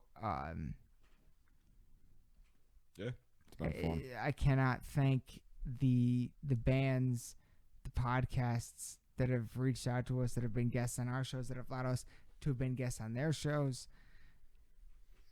I never thought that would happen ever. To be asked to be a guest on another podcast, never fucking thought that would ever happen. I never thought anybody would ever listen to anything we ever did when we started this, ever. And isn't that funny? Because think about it. Think about the studios. We didn't even start going on video until the basement here. Yeah. So all those previous studios that I posted were just for us. Yeah. We weren't even on fucking video. Nobody else could see that. Yeah. Like, you know what I mean? Mhm. It was always just for us. Like, oh God. We should one of these times we should go back and do like a whole episode, just listen back to some of that, because I straight up, like, it's been a while since I've heard some of that, and there's a lot of really crazy, like, just moments in time in that, you know what I mean? Like, not only just like show stuff, but just like life shit, you know what I mean? Like, just, which is stuff that, you know, and admittedly sometimes that's outside of a few other things, just getting used to hearing yourself talk for a long time on camera, or just, you know, on mic or whatever, about certain things. Like, sometimes I just forget, like, Yeah. what all was going on at certain times, or like, Well, and you know, like seeing some of the titles and like hearing some of these things, it's like, oh, like I can almost place where I was at the time. it's kind of funny you say that, because on the most recent episode of Uncle Joey's Joint, which was formerly the Church of What's Happening Now, Yeah. he had his guest was Lee, his former co-host on the Church of What's Happening Now. Nice. And it was because, you know, Joey just the Many Saints of Newark just dropped, which he's in, and that was a big deal, and he was amazing in it, amazing movie, and so he had Lee on just to kind of like reflect on that sort of thing, and Lee made the point where, you know, they were talking about different kinds of podcasts at one point, and he was like, our podcast was kind of like a journal, and but it would like in that I do kind of feel like that is one. I feel like I picked up on that when I first found the Church of What's Happening Now. Yeah. Because a lot of times he would talk about how he was influenced by the show Sons of Anarchy, and he would also talk about how Jax Teller was like kind of like writing a journal to his sons, and he just had his daughter, and he kind of I felt like he kind of felt like the podcast was kind of a journal to his daughter in a way. I don't know if he felt that way or not, but that's kind of like how, as a fan, I was kind of like the way he framed everything and everything. That's how I've kind of interpreted it. And that I do definitely feel is a underlying sort of influence that I definitely brought to this one. You know, it was always supposed to be a giant combination of all the ones that I loved, between Jay and Silent Bob, Joey Coco Diaz, Joe Rogan, and really Jay and Silent Bob were the first ones that I found, and but also Coast to Coast AM and the paranormal aspect. You know, again, it's all things we love, especially heavy metal, but everything. Everything, all of our passions are allowed here. And for me, as an individual, that heavily one of the biggest influences in my life is the world of paranormal. So, you know, that and horror movies, all that stuff. You know, that we were metalheads. We were always the fucking weird kids in the corner that, you know, were into that shit. So that's what this is supposed to be, is a place for all the fucking, that's why I do the fucking Dine With Me in Hells on hot sauces. I love hot sauces. I fucking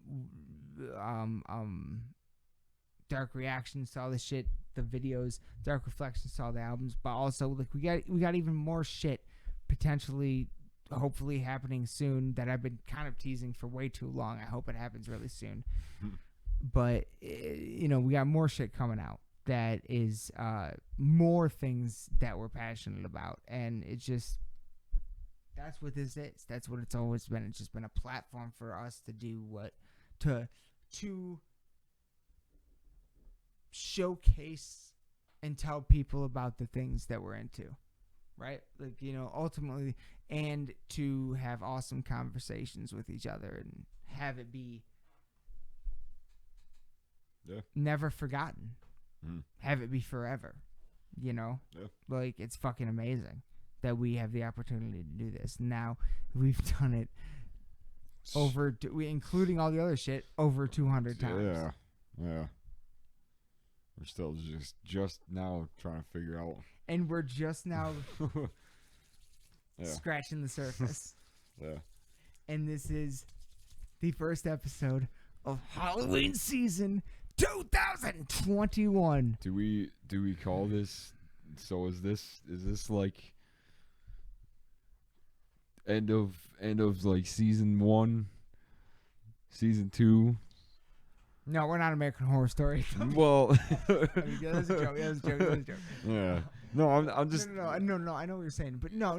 I don't think. No. I think I have nothing against podcasts that do like seasons and stuff like that, but something that I personally, that I've said from the beginning, the best part about the podcast stuff is watching the evolution and breaking it up. I feel it kind of takes away from that feeling a little bit. So we just next up, 200 Necrogoblicon. You just did episode 200. What's next? 201. So we just keep fucking flowing, and that's what it is. It's constant evolution. It's constant change. We've, like I already said, we've been to already apparently like 5 or 6 different studios. What I really mean by that is basements and bedrooms. But we're making it work, man. We're making it work, and it has somehow worked better than I ever imagined it would. Yeah. I mean, Well, if I had any more to choose you with, I would choose you right now, but I do not. So, suppose maybe. There's no way we can end like that, motherfucker. All right. So, I mean, every band that's ever been on here, the Convalescents, the idea that this podcast has put us in a place where we can go to a show that we are extraordinarily excited to see, and we walk in and like some of the bands like know who we are. Like that's not something I ever thought would happen in my life. Yeah. And the fact that this podcast has led us there, and we're and it's like we're real fans. Like we're like they're we real. It's real. Yeah. You know what I mean? It's not fucking like I follow all of them. Yeah. Like closely. I pay attention to all their shit. And it's like it's definitely the type of thing where anytime any of them really post anything just that they're doing, and because we talk to them, because I'm just genuinely a fan of just their art and just them as a person. Like it's so cool to see the progression and just how, you know, watch them grow. Yeah, what they you know these bands have talked about. Because like a lot of them, you know, at the time of talking to them, it was just in like the, you know, like the early stages of recording and writing and stuff, and now we're seeing all this stuff, and it's like. But we did know that at the time, Mm-hmm. but also like. I feel like we could both agree on this. What we heard from them, what they had already released by the time we found them, was like, this is very advanced. Oh yeah. You know what I mean? Yeah. How is this your first thing? Like, it's so fucking above the fucking. So many fucking Michigan bands demo tapes that both of us have heard. You know what I'm saying? Yeah. Like, it's so far above, like, from our perspective, this is your what? Yeah. This is your first try? Like, it's so yes, we were like, this is like they're just at the precipice of the beginning. But I feel like we both immediately went in going like, hey, but these are just that might be the case, but these are real motherfucking musicians. Yeah. Like, these are very serious and very talented individuals. Yeah. All of them. Well, all of them. Yeah. It's, and you know, even especially after talking to a lot of them, it's like, you know, it's just cool to see that you know the starting point and the starting bar just be so just high. Yeah. It's just and you know, and Very impressive. you know, we get God, who's the guy that I'm blanking on the name right now. Asher. Yeah, John Asher. Yeah. He's always sending Shout us out. these. Yeah, man. He's always Asher sending Media. us these. You know, just like press releases for bands that are coming up and stuff, and just a majority of them are like really solid shit. Like it's all, and a lot of it is like really early on. You know, just like formations of bands and newer sounds and newer styles, or just things that are coming out, and it's. You know, and a lot of these bands have been the same. I've had the same response to. It's like, holy shit, man! Like, there's the next wave. Yeah, there's something really cool going on with. Yep.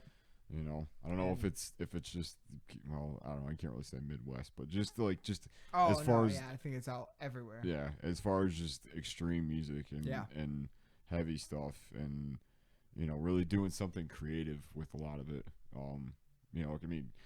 Like Casket Robbery sounds really, really different from The Suffocating Lie, who sounds really different from Reflection, who sounds really different from Kill the Imposter, who's also really different from, you know, Convalescence. Like it's and that tour would make me shit oh man, my pants. Like, yeah, put War that on would there. be the greatest tour ever. Yeah. Like, and no one would survive that fucking show. Yeah, and I really feel like we're not too far off of seeing that. I would in a big way. So, and it makes me happy that that's even a possibility, because I love all of these bands so fucking much. Like everything that they've done, like it's just amazing. Yeah. Victims of the System, another incredible supporter of ours, and one of the first, man. One of the first. So, like you said, a Suffocating Lie. Yeah. Those two were like the first, and you know, Interpreter.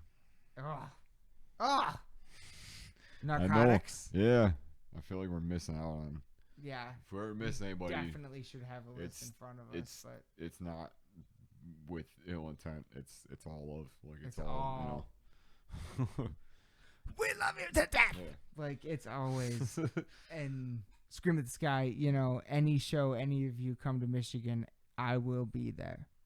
And any of the bands that have been on the show that have come to Michigan in the past year can attest to that because I've been at every single one of their shows. They will tell you I will be there.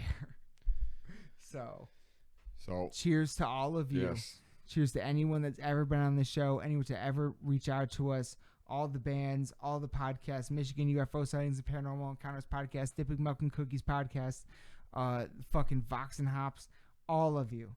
We love all of you. We can never appreciate you, never thank you enough. We don't even know what the fuck we're doing. We're 200 episodes in. Hey.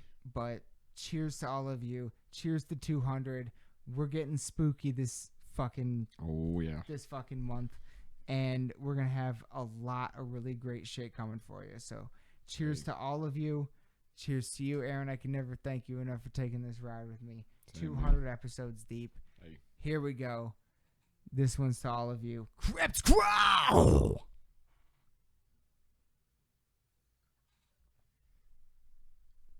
Thank you. All right.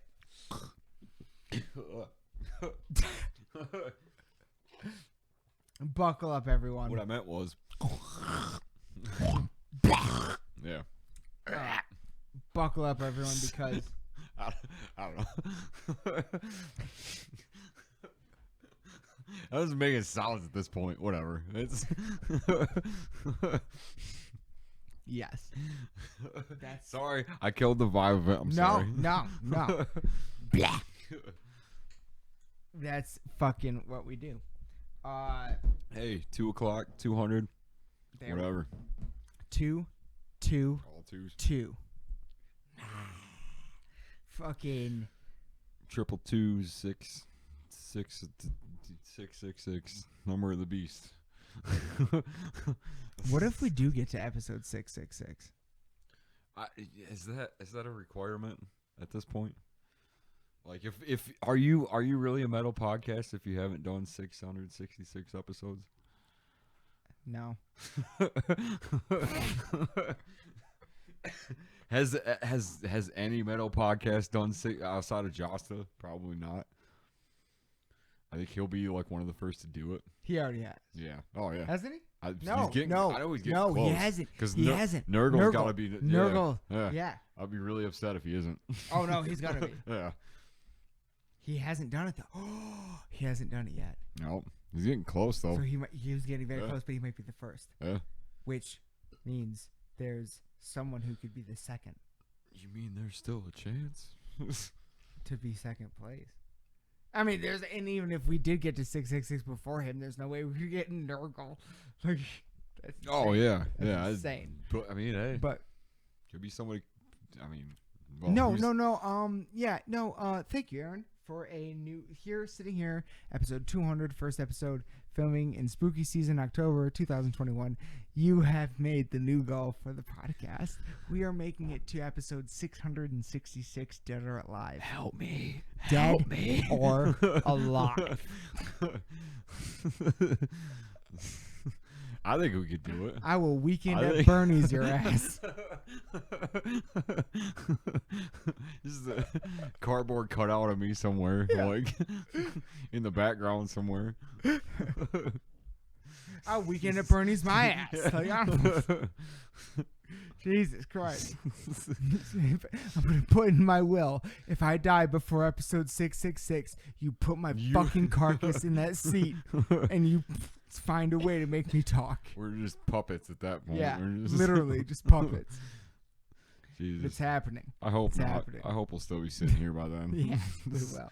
Sitting somewhere doing this, because man, this is like, in all serious, like, I don't know, just kind of wrap it up. Like, it's been fun, dude. Like, it's in the times when it's been tough to you know, be on the mic, especially within the last year. You know, like we really found a way to just, you know, to make it fun. Like, there was times last year where I was just straight up, you know, and even still now, like, just having fun with it, you know, and like it's really just the one thing I keep coming back to is like, we do this because it's fun as fuck. Like, it's, you know, and we just enjoy it. Like, it's, why else would you do it, you know? So, and it's a chance to give love to the thing that's given us so much love and so much to enjoy. That's you know? what it is. Yeah.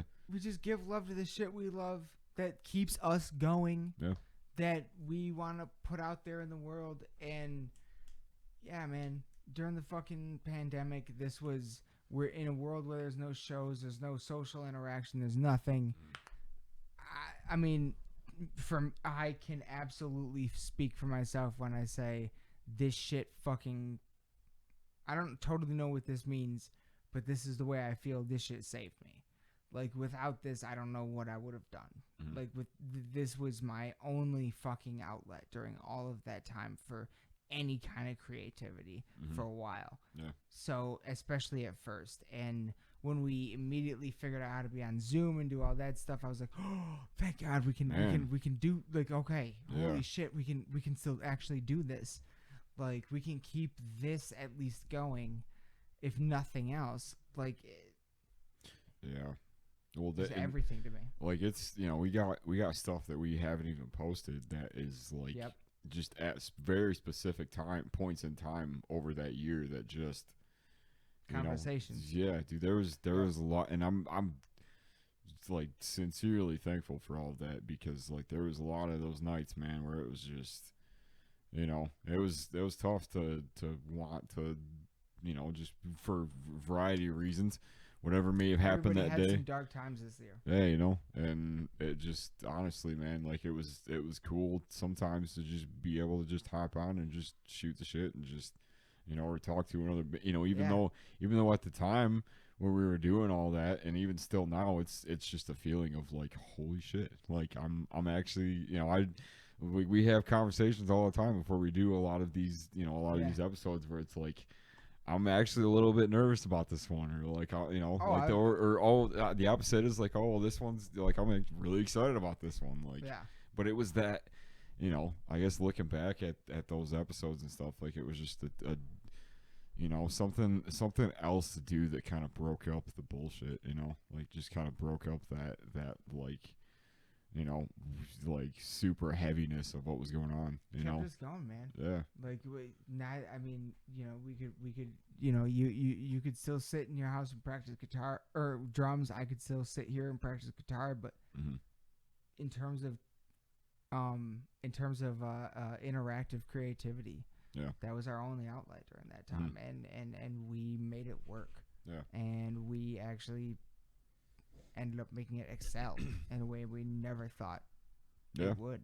Well, and I feel like things just kept coming up, which was kind of Right place, right time. Yeah, kind of a reason to keep it flowing, because like there was definitely times and episodes that were a little bit more tough than others because of Yeah, and I kind of remember the very fucking first one you and I did, and it was just literally out of it was literally out of just like, hey man, I have Zoom, let's fucking try this. Yeah, like it was no, we started on fucking Facebook. No, we were on Skype. Skype. Yeah, that's what it was.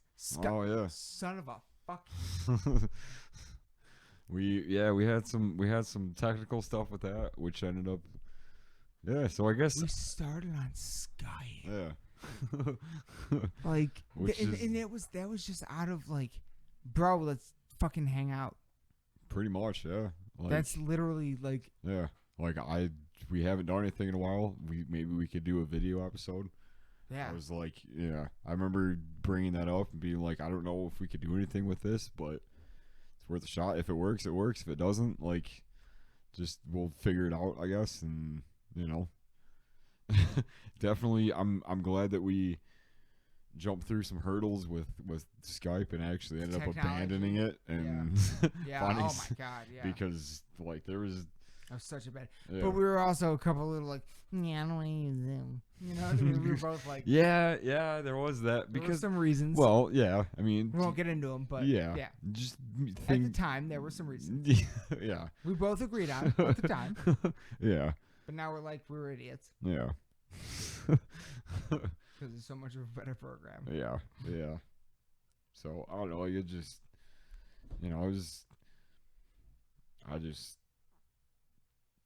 it's pretty awesome, I guess. Just in all, like it was just a matter of just wanting to get something out there, you know, wanting to like, or just purely just And- being like, we haven't done this in a while, I fucking miss it, like, wanting to get something out there and just wanting to be around metalheads. yeah, oh, yeah, man, like, Don't take them away from me. Like, I have to be in a crowd with them yeah, on a regular basis, or bad things happen. yeah. Well, and, like, it's crazy to me because, you know, we've talked a lot about, you know, a lot of the conversations that we've had are as if it were just like, you know, if you just like in between bands at a show, and like to me, That's what I'm saying. yeah, Yeah. to me, it's almost made that part of going back to things a little bit easier because I kind of like I tap into that. I'm like, oh, Yeah. like, you know, like there's definitely been points within these last couple of shows that have been like, you know, just people randomly just making conversation with you, like just randomly. I'm doing Yeah. a podcast. Yeah, it's like, oh, okay, like, yeah, like it's just this is what it is, man. Like, and it just it takes away that kind of, you know, That's yeah, what I've been trying to. Yes. Like- yes. That. Oh my God! I'm so happy you just said that because that's what I've been like. That is exactly. It's crazy to me. Yeah. I'm just really that's awesome.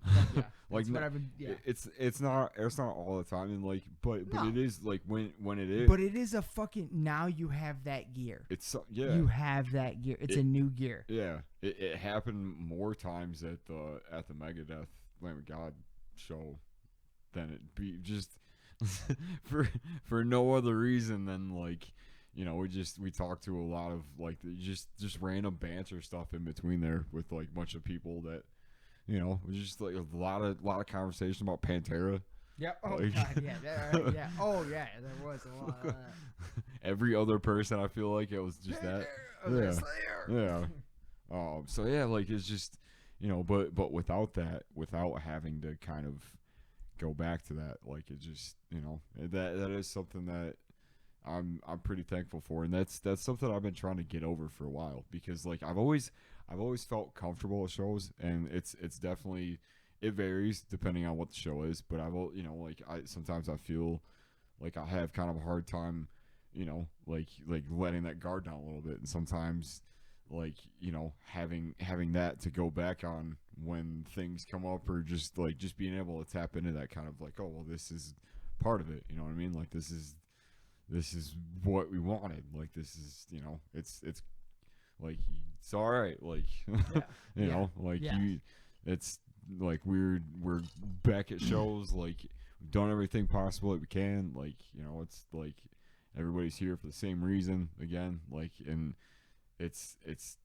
something that, like, especially going back to shows now, that I didn't really ever think that I would have to kind of tap into, but just the fact that we've done this, and we've kind of like, you know, just having that kind of background, you know, knowledge of like, you know, it's most, you know, most conversations at shows are just like small podcasts, like, Yeah. you know what I mean, Yeah. like it's, I don't know, like it's That's awesome. what it is. Yeah, it's awesome. What it is. And if I could, I guess the last thing I want to say is, like, if I could go back and say anything to, like, you know, when we were sitting there, you know, parents' basement, like one microphone in the center, Literally. yeah, of a One chair, microphone between us. talking about all this stuff, like, Yep. if I could go back and say anything, and just like it's that, like, you know, obviously it's that like keep going thing, but it's also just a matter of, you know, like one of these days you're gonna actually be able to use this, and it's gonna make sense, like, you know, and there's a lot of times where I feel like even now I need to just do more of that, but I don't know. So I don't really know where I was going with that, but like a lot, I just know, what we've been able to do, and what we're continuing to do, and what this has kind of taught me is things that I have been trying to work on for a long time in my personal life, and just being just more comfortable with everything. So you know, I'm glad that through it all, it's come around. We're still doing this, and so yeah, this is something that's in my life still. So And here we are yeah, at 200. I can't believe it. yeah. And I can't believe all the shit we're about to fucking do this month. It's just, yeah, and no, I'm that actually, like, yeah, what you just said actually hits pretty fucking hard, because, like, the idea that the way I framed it kind of like actually kicked in for you, of like the conversation we'd have with someone in between bands at a show. Mhm. Like, that's the podcast. Yeah. Like, the fact that it kicks in for you now in that way, like, that's fucking awesome. Yeah, like, man. holy shit. Like, yeah. So I don't know how to end this anymore. I feel like we've ended it like 4 times. We tried to. Might have to split this up. I don't know what's gonna happen with this thing anymore. But it's definitely to come out on fucking Thursday or Friday of this week that we're recording it right now. And man, episode 200, kickoff to 2021 spooky season. October, first episode we recorded in October. And honestly, the last shows we have to talk about until Halloween night itself. And hopefully we will have a solid Halloween special for you guys on Halloween night for the first time ever. Normally, we record on Halloween and release it after. This year, we're going to be somewhere on Halloween night for the first time during the recording of this podcast, and hopefully we have a show to still drop on that night. A very good special. Hopefully, we have a lot of ideas. We're gonna see what happens. But in between now and then, we have a lot of surprises. Hopefully, for everyone. I've already kind of teased some. I'm sure I've teased them in the fucking intro I did for this episode. And yeah, we got a lot coming, as always. Mm-hmm. As always. Ready to wrap this one up? Yeah. All right. Love you, brother. Hey, love you too, man. Here we go. Should have had that shot like 2 hours ago. Unless you want to do another one. Just to close it out. Who are you talking to? Fair. Who the fuck are you talking to right now? I don't have much left. Yeah, hey, whatever.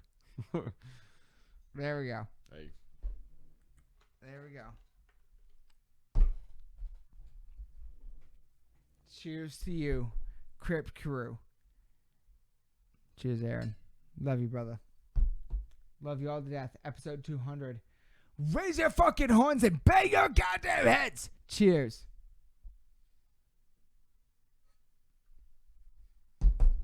Good night.